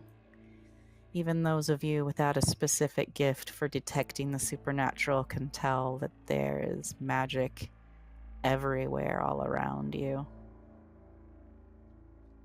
There is a small altar that looks incredibly ancient at the mouth of the cave.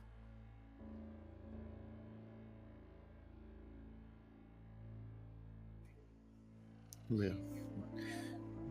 Do you think this is it? If that's not it, I'll eat my pistol when we get back. Well, for entertainment's sake, let's hope it's not it. You kind of smile. So, shall we have your friend lay the horns upon it? Or should one of us do it? Whoever wishes to speak should probably do it, but I don't know that any of us but you can do it, Eric. Maybe if it is a combined effort. Yes. We all take a horn. You all walk it over and you place it on the altar. And as you lay it down on the altar, with a clink, you almost hear a bell tone in the air. And from the cave emerges 3 figures.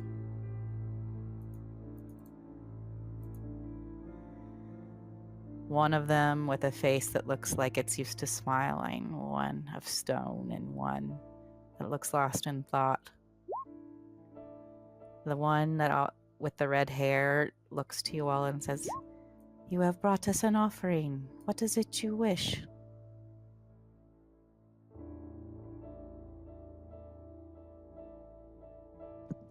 To know what afflicts the old one.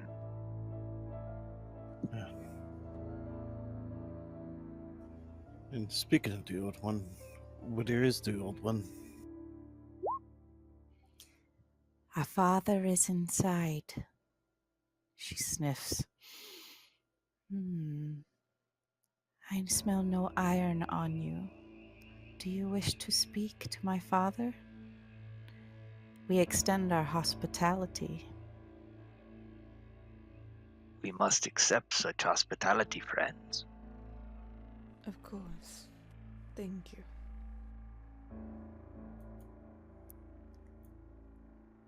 Wait before you thank, she says. And then she says, come in, come in. And she and her sisters melt into the darkness of the cave. Oh. This is a great idea to go down the dark hole. Well, there's no way but forward. They were apparently Fae. Well, I shall not have a problem in the dark cave. I don't know about you 3. Dark cave can't be any worse than the dive bars back stateside.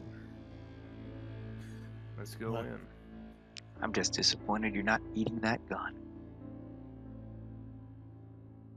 Well, if you want to follow me, I can see in the dark.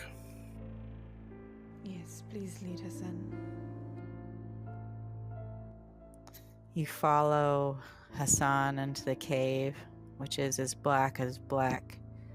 But you see a point of light ahead, and occasionally the tinkling voice of one of the girls, one of the female elves, the Earl King's daughters, urging you forward. You bump yourself a few times, and it seems like this cave is a maze, an interminable maze, but eventually that light grows brighter, and you find yourselves coming into a very large cavern.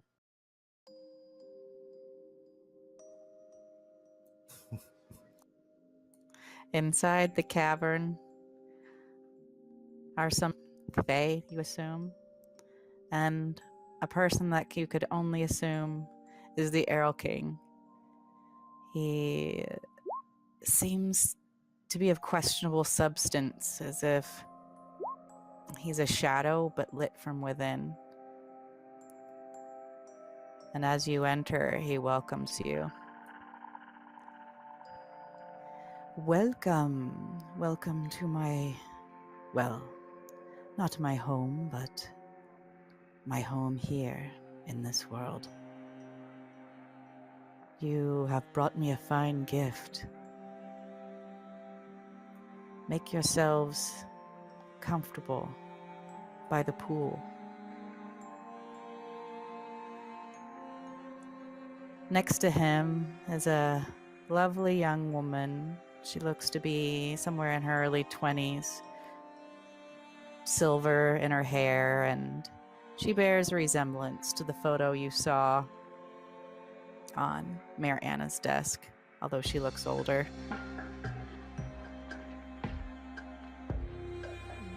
Rashmi steps down, taking a seat by the pool.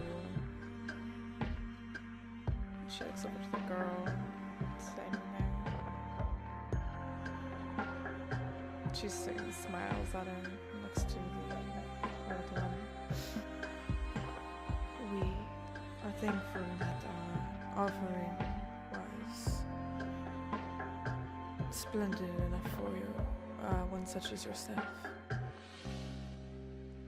It is a fine offering indeed. I must give you a host gift in return before you leave. Something of equal value. Tell me, why have you come?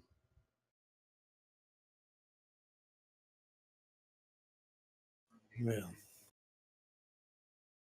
we were directed to the town, and then it turns out that the townspeople think that you have gone mad. He smiles. I do not feel any different than normal, although by your standards, perhaps that is a kind of madness. And the girl has been frowning, and she looks at him and she says, "My lord, are these the ones we have been waiting for? They must help us. If they are, you must ask them." And he shakes his head and he says, "I cannot ask for help. You know this, Sarah." And if you cannot ask for help, maybe we can extend the offering. Would that be acceptable? He appears to be thinking. He says, "There are things I can ask for. There are things, many things I could tell you if you asked me. But I cannot ask for what I want."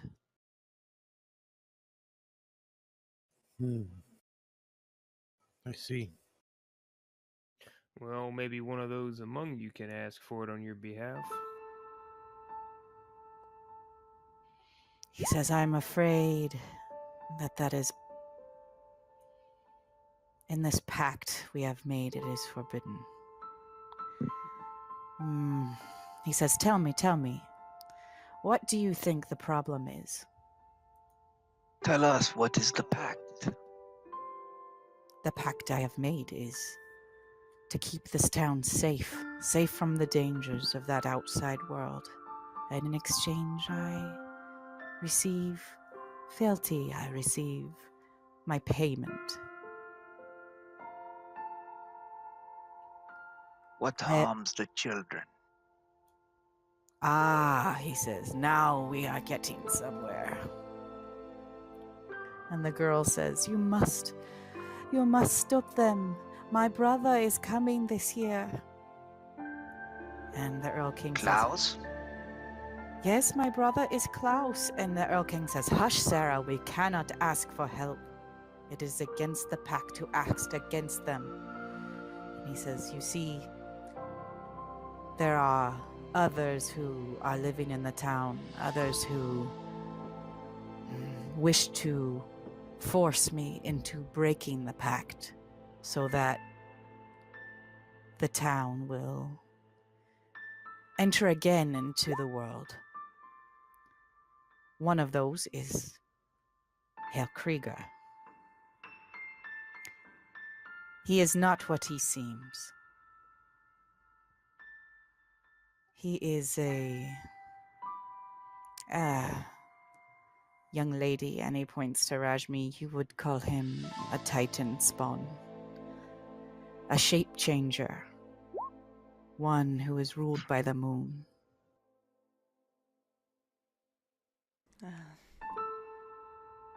Unfortunately, we did meet him. He did ask us to act against you. He but says, it I was- did he ask? Did he ask, or did he give you gifts? He gave us Gifts. gifts. He tried Attempted. to give us gifts. We did not accept. He smiles. That is good. You see, he is also forbidden to ask. He cannot act against me, and I cannot act against him, not directly. That is part of the pact I have made with him. When he came to town, your mortal time is hard to track, but it was not long ago. He asked to be protected as well. He was being hunted, and I agreed that he would be allowed to live here, but he would have to, in turn, never attack me or mine. And he hasn't. He has kept the peace with me, but he, I think, is trying to force the town to act against me by attacking these little ones as they bring their offerings. Either that or he just likes to kill. It is possibly both. So he's the one who is doing this. Oh, yes. Him and another. But who is this? Who's the other?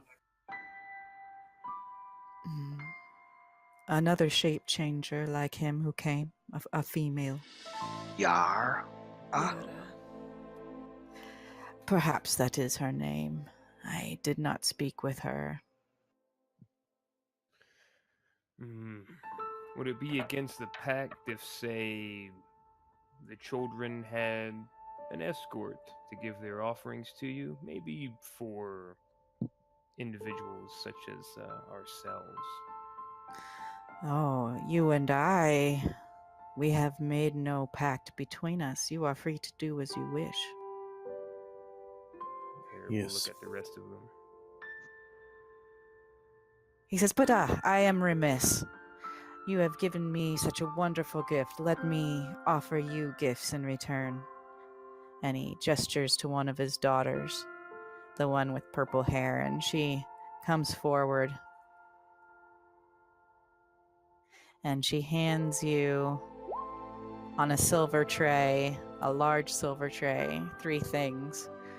One of them is a sword with a blade that seems to be made of silver. One is a jar with a stopper on it. And another is one of those old-timey looking perfume bottles with the little squeeze part that makes the perfume squirt out, something that you would see in a Hollywood dressing room in the 30s. He says, this is a silver sword. Quite nice. The craftsmanship is by my daughter Brynja. and she is beyond compare. And eye bright, it can help you see in the dark. And he gestures to the jar of ointment.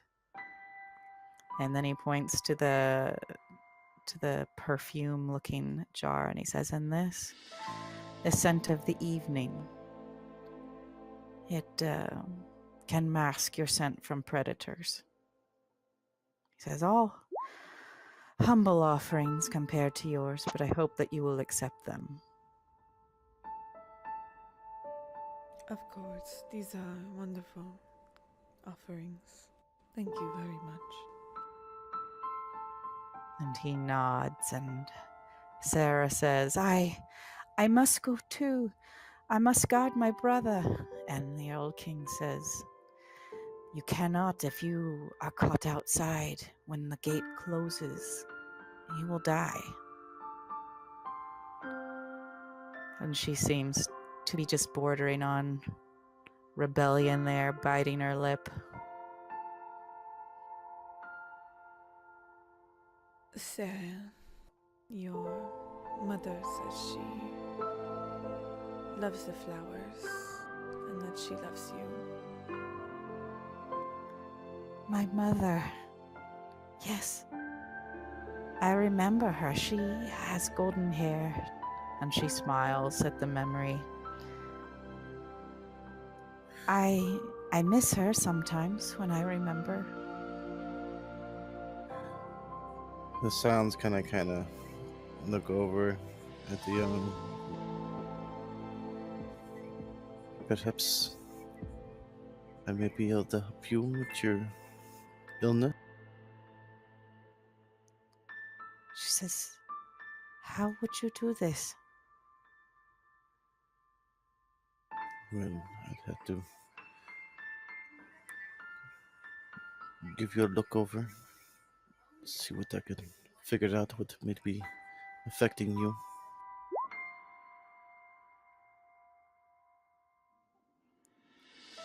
She says, "Now?" We can do it now. Okay. So are you using the instant diagnosis? Yeah. All right. You can tell that although she is currently healthy, with your finely attuned magical senses, somewhere deep in her bones is a cancer. It seems dormant at the moment.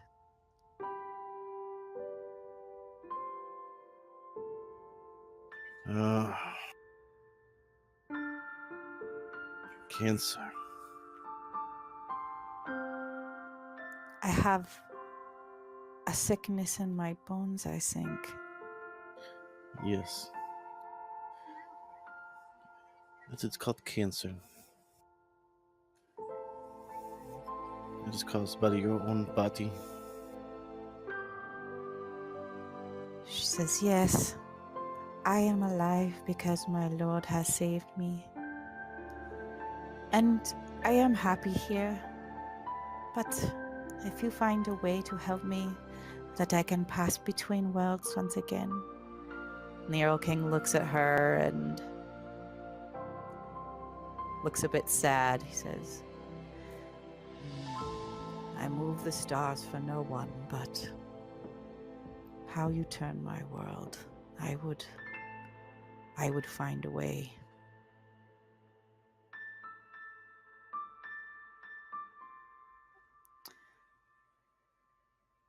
King, are there other people in the town who wish you to break the pact, or the town to break the pact with you? I'm sure there are some who the young always crave the excitement of the outside world provides, but as long as the consensus is to keep the pact, then it will be kept. But other than Krieger and his woman, are there others in the town, individuals who work against you? Says, "I am powerful, but I am not all-knowing."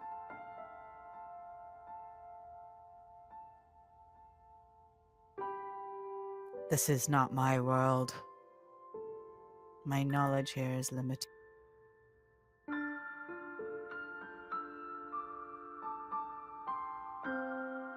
Well,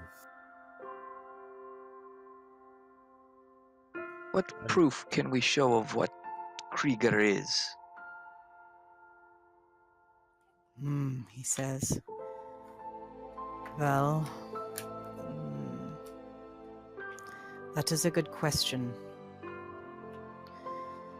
Silver, the touch of silver will usually cause one of the shape changers to react. Anger him enough and he may change.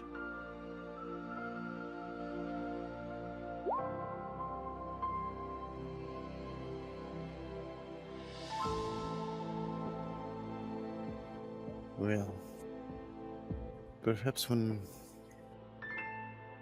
the people gather to send their children on, we can do something then if he presents himself. If that is what you think is best, I cannot ask you to do such a thing. Yes, well, I think maintaining what the people want with your pact is something that we did have to do. Why did you protect Krieger? Why did you let him come here under a pact too? He brought me a gift. He says a great gift. And he swore not to act against me and mine. I saw no harm in it at the time. What gift? He says it's not important. He looks over at Sarah. It's something that I value highly.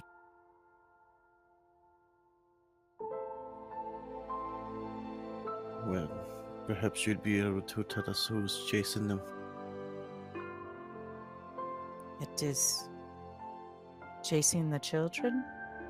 No, who was chasing Krieger that he had to hide from. Oh, he says, I do not know, but someone who hunts his kind. Someone who knew. Perhaps I can find out. I would have to send out some of my spies.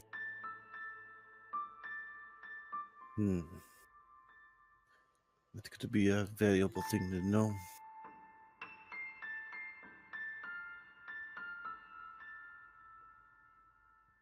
Very well, if we speak again and I have found anything, I would be happy to provide this information to you.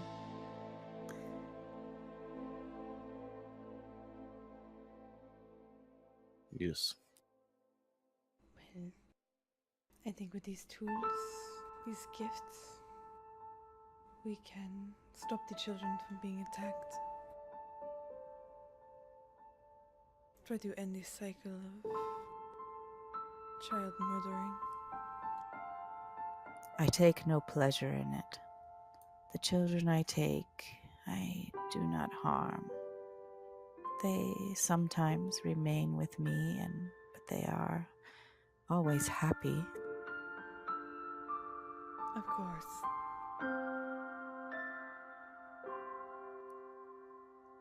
I bid you all a good evening, he says. It is evening out there, is it not? That is what I think I feel. Yes. He says, thank you again for this great gift. And he reaches down and he takes the golden horns and he dips them in the pool. And then he reaches down and pulls them out. And as he pulls them out,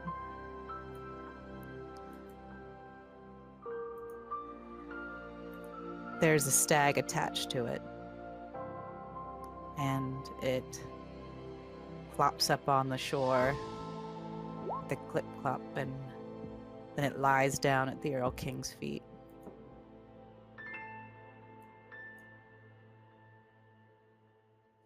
Yeah. But it is good to see. The stag just bows at you all. Sometimes I think my father is up to no good, but that seems this time he might be in the right.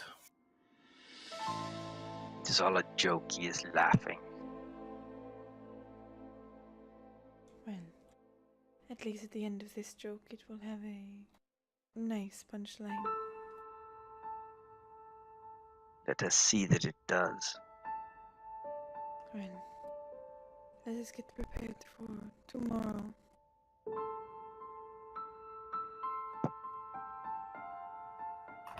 So you guys leave, and it is quite dark in the forest. Where are you headed back into the town? What's your plan? Sam would look at Eric and watch me. Perhaps you have to get your weapons from the car. Yes, we can get our weapons and our things and stay at the tavern in the town. Though I feel like there might be some seeds of discourse now that we have challenged the Krieger. But we must be prepared for that. Yes, we should plan carefully now. If we are not careful, we may relieve the blight here and put it somewhere else. Such creatures as these should not be allowed to leave. Yes. Hey, he'll look over at Emmanuel. Perhaps you can get the townsfolk to rally behind our cause. This I can try to do, but my friend, we must have good proof. And we must not simply drive them out. We must capture or destroy them. Well, personally, I'm always been one for the direct approach.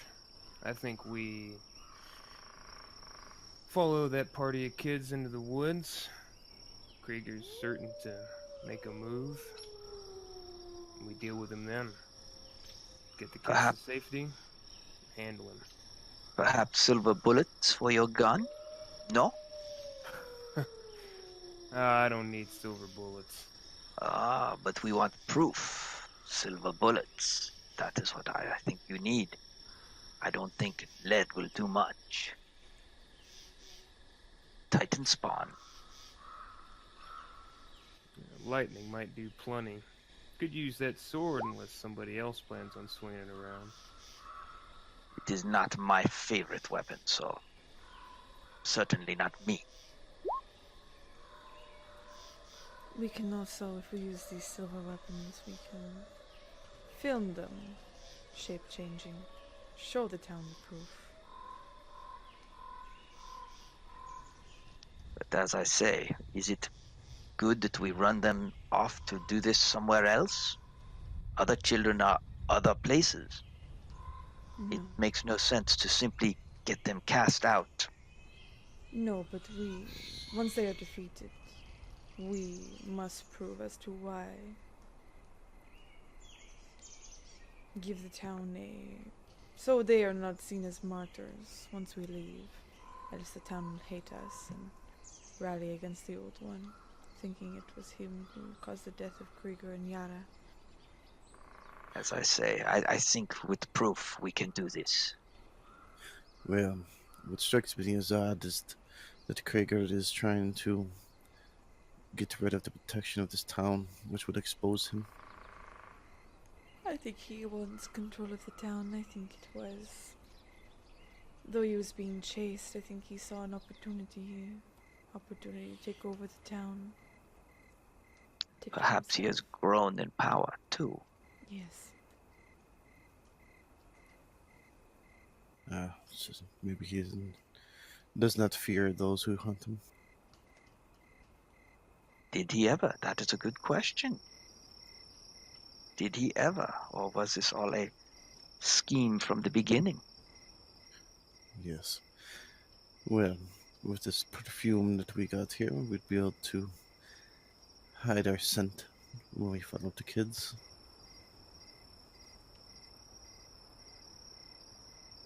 How much is there?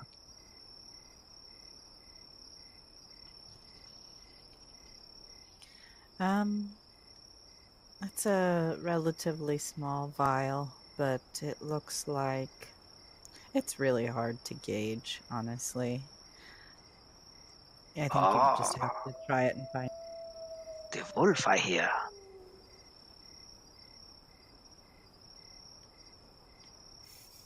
Yes. Eric, perhaps the sword? There are many sounds in the Black Forest at night, particularly in this place. Well, let us quickly head back to the car, and we can head to the tavern. Maybe if Gregor is going to try and solve this problem quickly, as he knows where we're going, he might be able to attempt to defeat us, but I'm sure we can handle it. Perhaps we should walk back slowly, and we can take care of the problem tonight. If he's out here, yes. So I will look over at Osborne. Well, old friend, see, it turns into more interesting things as we move on. He gives you a grin as he leans against a tree. I wish I could stick around to see how it ends, he says, but Loki is expecting me tonight. I will check on you tomorrow if you need. Just call on me, okay? Yes. I'm sure that we'll see each other soon. I hope so. Good luck, and don't get yourself killed without me. No, that'd be a shame. Alright, you guys head back to town, and though there are many sounds around you, you also sometimes catch a strange, warm scent of honeysuckle, and you could swear that you almost hear a giggling in the forest around you, and you reach the town unharmed.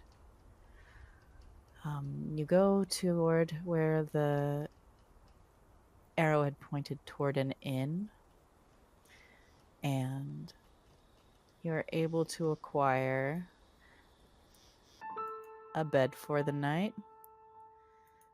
Downstairs there was a restaurant if anyone needed to catch a bite.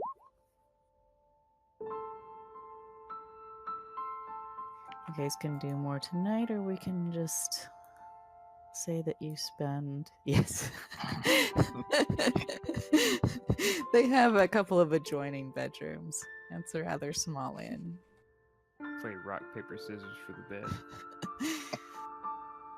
I will light this bed on fire.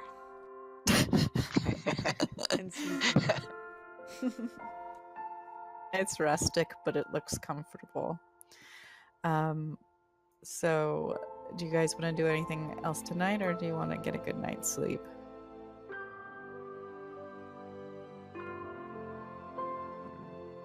Good not sleep sounds alright.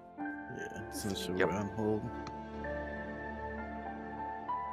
Alright, you all go to sleep, and nothing disturbs you. You awake the next morning with the dawn, birds chirping outside your window. Nothing that would say that this was such a portentous day. You make your way downstairs, and people are having breakfast in the room.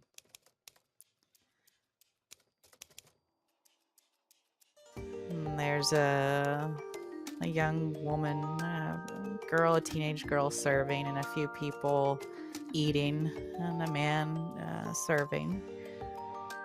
You guys want to order some breakfast, spend any time here, or just what are you gonna do next?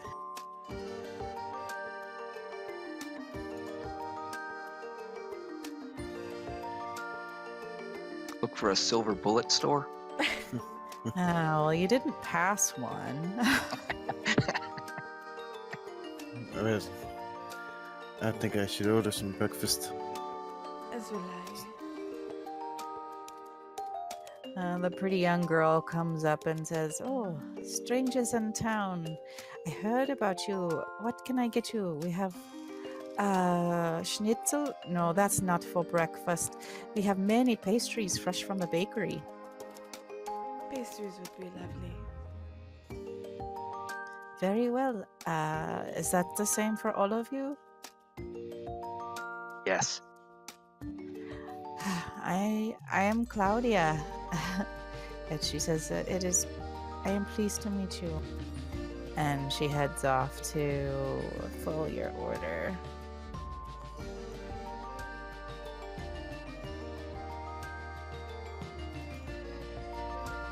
She comes back soon. It doesn't take long to pick up some pastries. And they all look good. All look fresh baked, and you even think some of them are still warm. And there's a blonde boy bussing some tables in the back. After bringing you the pastries, the young girl goes and speaks to the busboy, and they seem to be involved in a conversation, not paying much attention to you. Although the boy does look over to your table from time to time.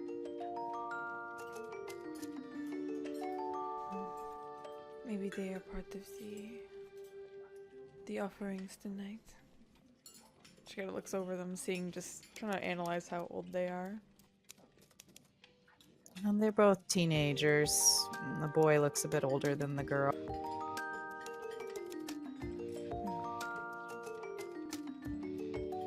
Could be. Now that you've thought about that, you do think you catch the girl calling him Klaus.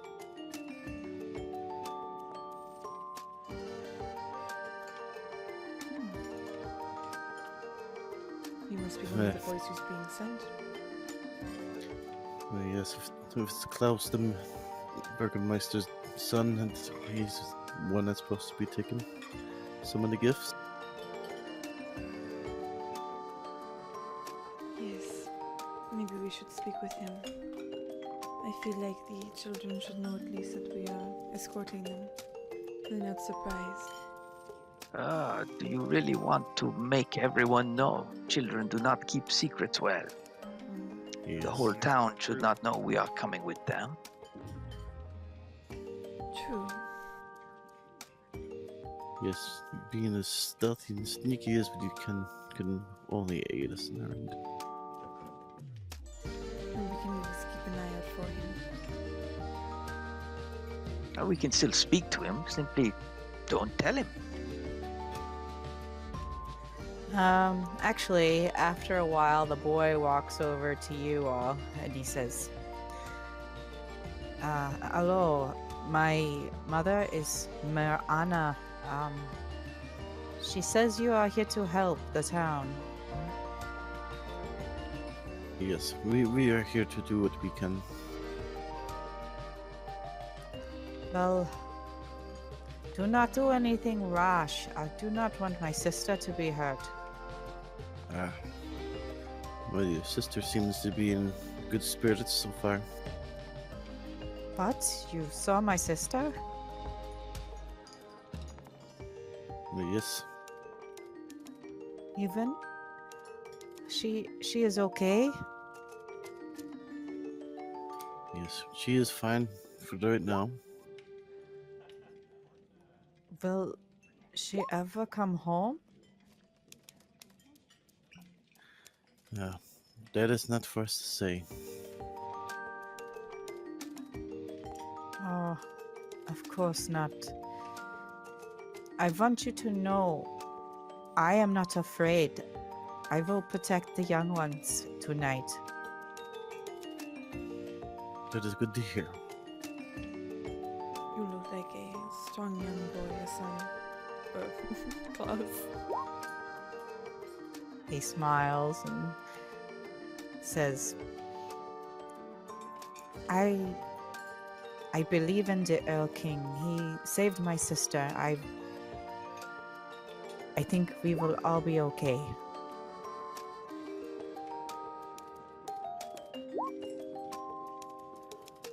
I believe so as well.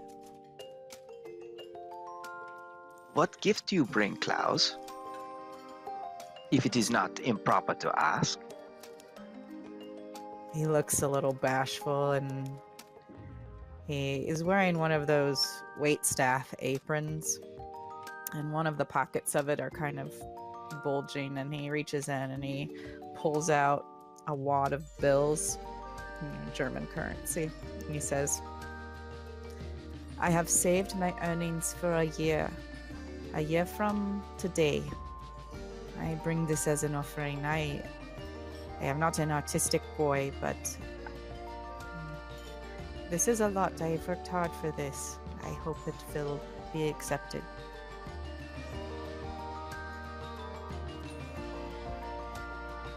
You will be pleased, Klaus. I hope so. But if I am taken, at least I will be with my sister. And he says, but I must keep working. It must be 1 year of earnings. I must finish my day. But thank you for whatever you do.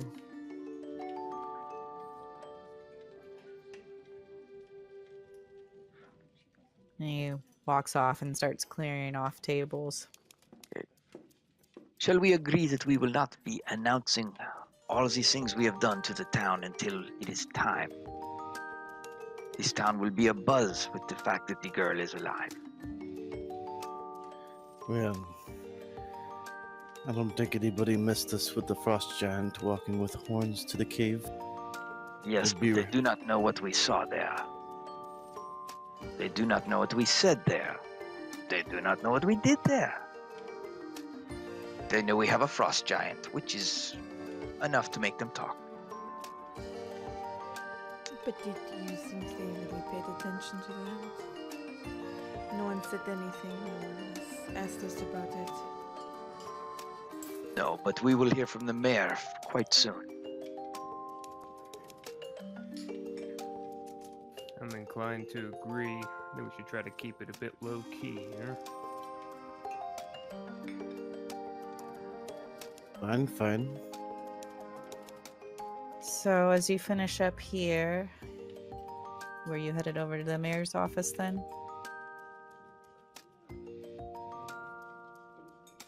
Yeah. Or were you going somewhere else? Did we have any other plans? Maybe we can see if we can investigate the Vega's office. See if we can pull him out. See if there's any proof. See if we... I'm sorry. Maybe if it's possible to... I don't know if he's planning on doing any sorts of speeches or anything like that. It would be interesting to catch him off guard and touch him with silver. Get him to transform in front of the town. I wonder if they have some sort of ceremony this evening before the children leave. Yes, that does present a bit of a quandary. Do we want to go to this ceremony and obviously be seen going with the children? Or do we want to sneak into the woods and glide along with the children? You know what I'm for. I think we wait for the kids to come through, use the gifts we got from the Elk King, and then, well, we just trail them. It's obvious that Krieger's gonna make his move against the kids. That's the one thing he's been going with, seems like. Nothing will upset mothers and fathers more than their children being killed, you know. Perhaps we should check the church. If there was something that would help us in this fight against werewolves, a church would be a place to look.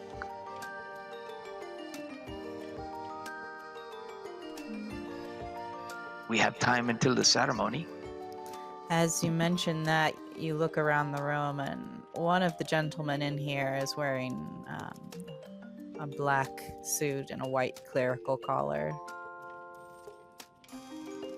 That guy.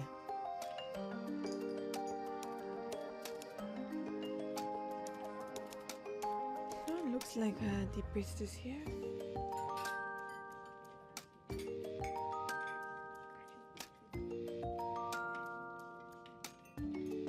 Maybe we can talk to him.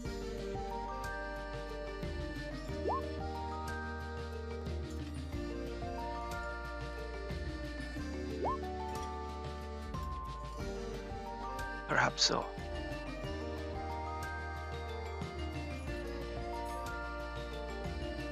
Michael Menu. This is your idea if you would like to go talk to him. Or if you would just like to go to the church and search around.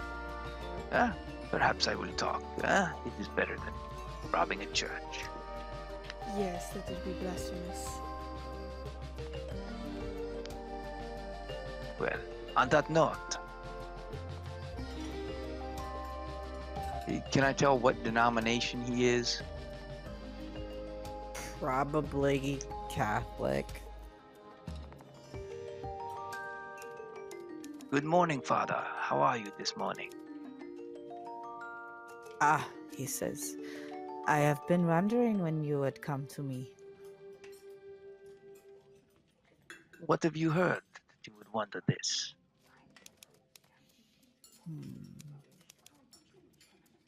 I was in prayer 2 days ago, and that night I had a dream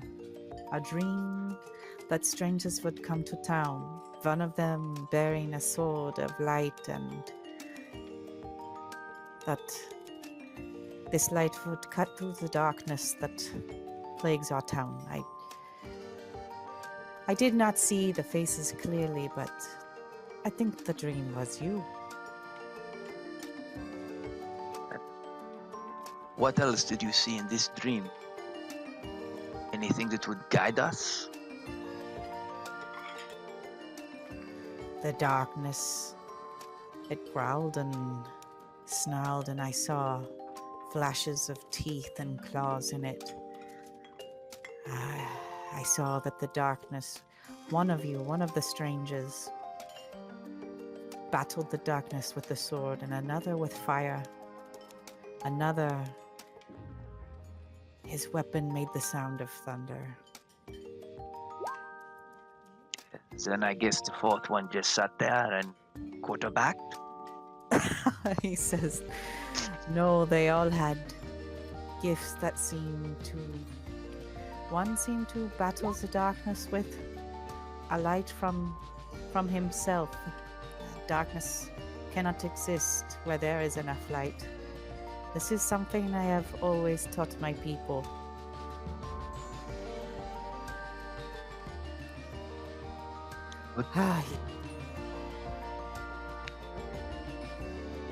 Herr Krieger does not appear to agree, but I think there is still hope for our town.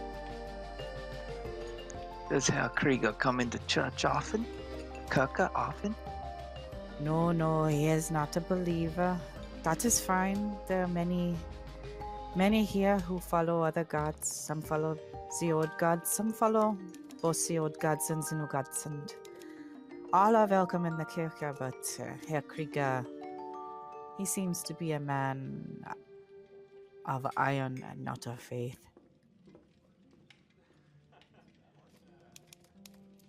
Perhaps he just needs to be touched in the right way. He says, well, if you wish to proselytize to this man, you are welcome, but I must warn you, he is not the most welcoming, not the most personable person. But we all have gifts, and his seem to be for business. What gifts does he bring to this town? Well, he got the factory up and running, and because of that, we have been able to afford many renovations for the town. We bring in many new things that we cannot make or supply for ourselves here. We are still not part of the world, but we are able to touch it more readily, I suppose.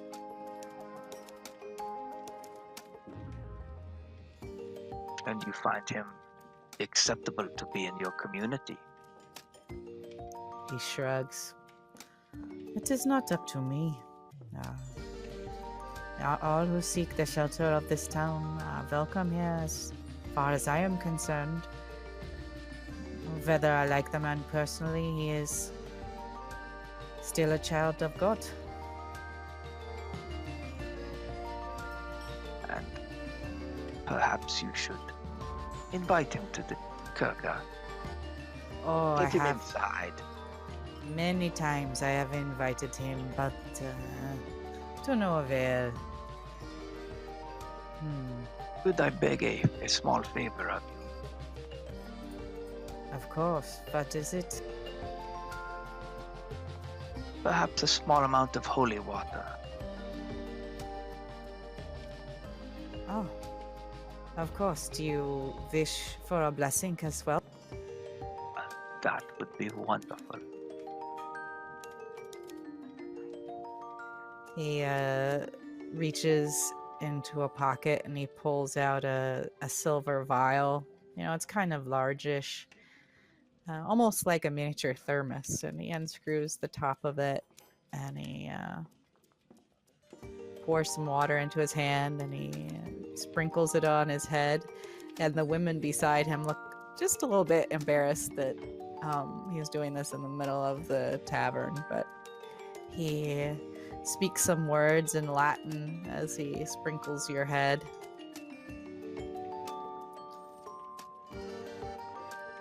Doesn't burn, does it? No. And he says, "There, may God go with you." And also with you. And then I will step back to my... Oh, I'm sorry. What about the rest of you? Does anyone else wish to be blessed? And Rashmi gets up from the table, looks to the priest. She nods.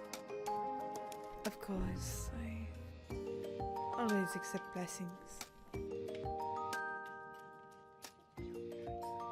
He lifts up the vial again and sprinkles some water on your head. It might just be your imagination, but it almost seems like you hear some pops of steam as it lands on your scalp, but no one else seems to notice. And he again mutters some words in Latin, ending with, "In God's name, Amen." Amen. It doesn't actually burn or feel uncomfortable. Oh yeah, don't worry.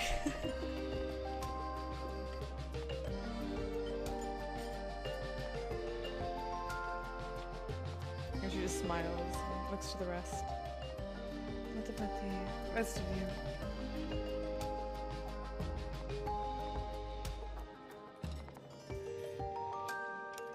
No, I think I'm good.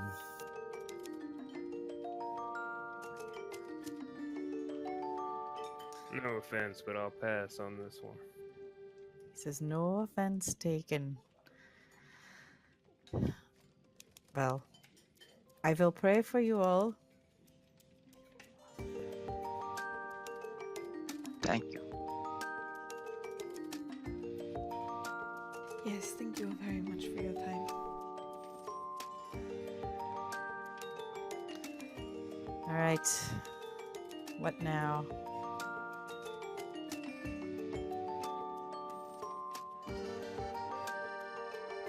I think we probably won't have enough time to resolve this tonight. So I think what we're gonna do.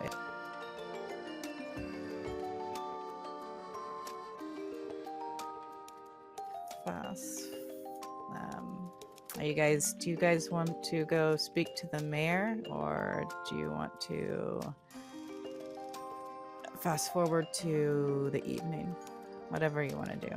I don't think we're gonna get through the final confrontation before people have to get off regardless. I think we could probably start next session with speaking to the mayor. And Yeah. Okay. Well, as we pan out on Wolfsheim with the last of the summer birds twittering merrily, belying the strangeness of this place,